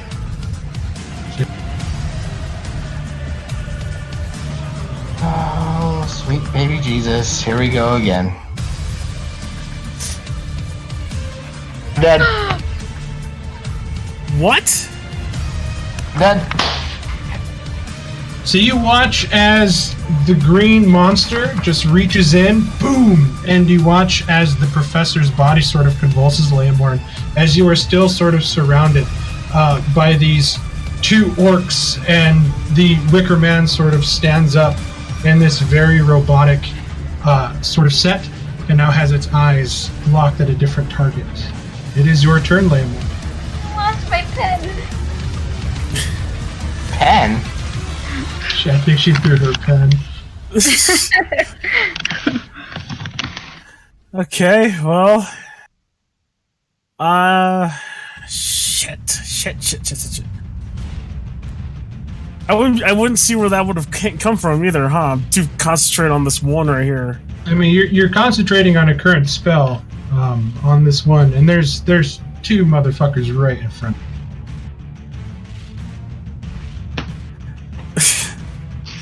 Okay. That's gross looking, Ken. Isn't it awesome though? It's so you, Mark. You would totally.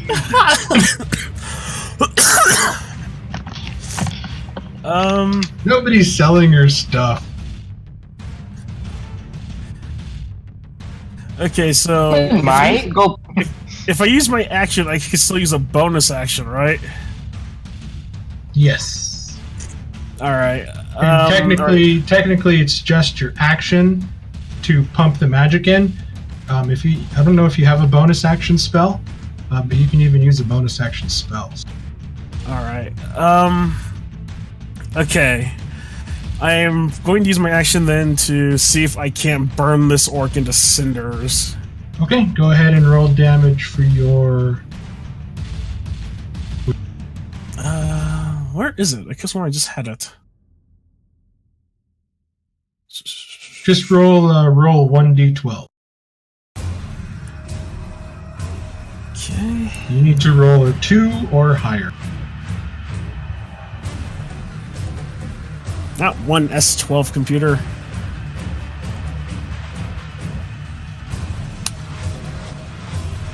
There you go. He dies with a 3. You burn his chest into. Droman and I had bets on that, Valeria. Just saying.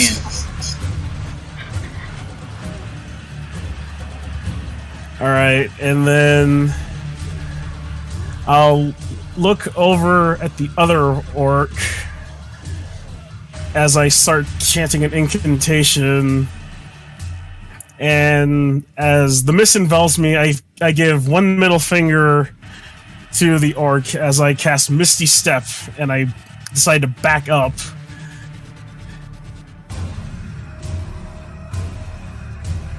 It's about... oh, how far? 30 feet with Misty Step. And you still have all of your movement, so you can move up to 60 feet if you cast a spell.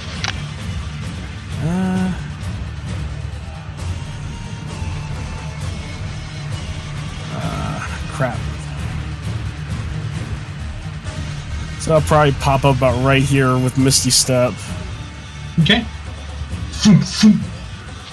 Bamfing into that area right next and almost stepping on the headless orc that's still sort of squirting out blood on his chest, just laying on the ground as Thalion is reaping a bloody harvest on top of the. Guys, the really? Okay. This orc took 5 feet, saw you disappear, and just kind of stood there. And he's going to go 5, 10, 15, 20. And he's going to throw a javelin at Elise.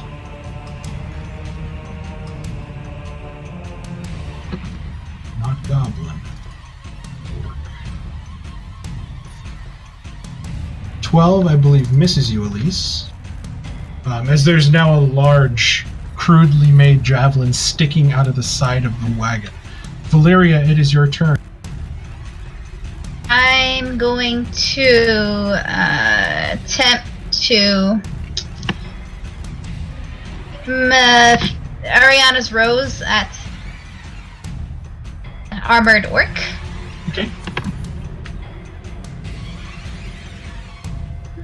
A 10 misses as you go in, and instead of trying to deflect it with his weapon, he just throws his shoulder into it so fast that it catches you off guard and it just bounces right off. His armor is thick. And I'm going to cast I'm gonna call out my spiritual weapon, I guess, Okay. as a bonus action. Okay. I pull out my. You guys watch as the Pegasus Oof. burst forth.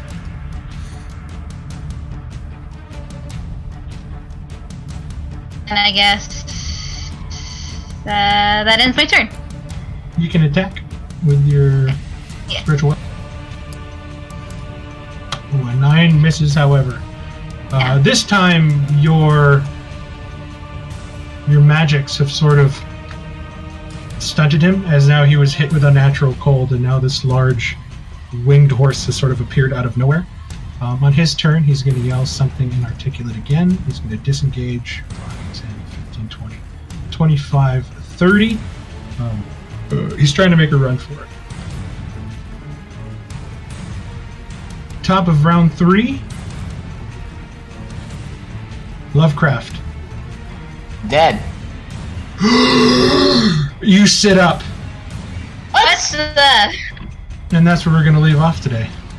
Your evil god is like, you cannot die on me. You are not doing it just because, right? You're I'm you're not doing it just because. Mark I never had- does anything just for because, Chris. There'll be a price. Don't worry. Well, no, I just wanted to make sure. I don't Well, want him. Just remember, you had to create Professor Lovecraft. You didn't do that for Layla. Just saying. I just want to, double. Be sure he's not doing it just because he feels bad for killing me, which I'm sure he Oh does. no, I don't feel bad for killing you. It was there. It had to happen. The funny thing is, nobody is there to see it, so I didn't get to describe it, which is awesome. But I will message you some details, Mr. Lagozo. I'll message them to you tomorrow. And I can't wait to sink my teeth into you now. So Welcome. Okay.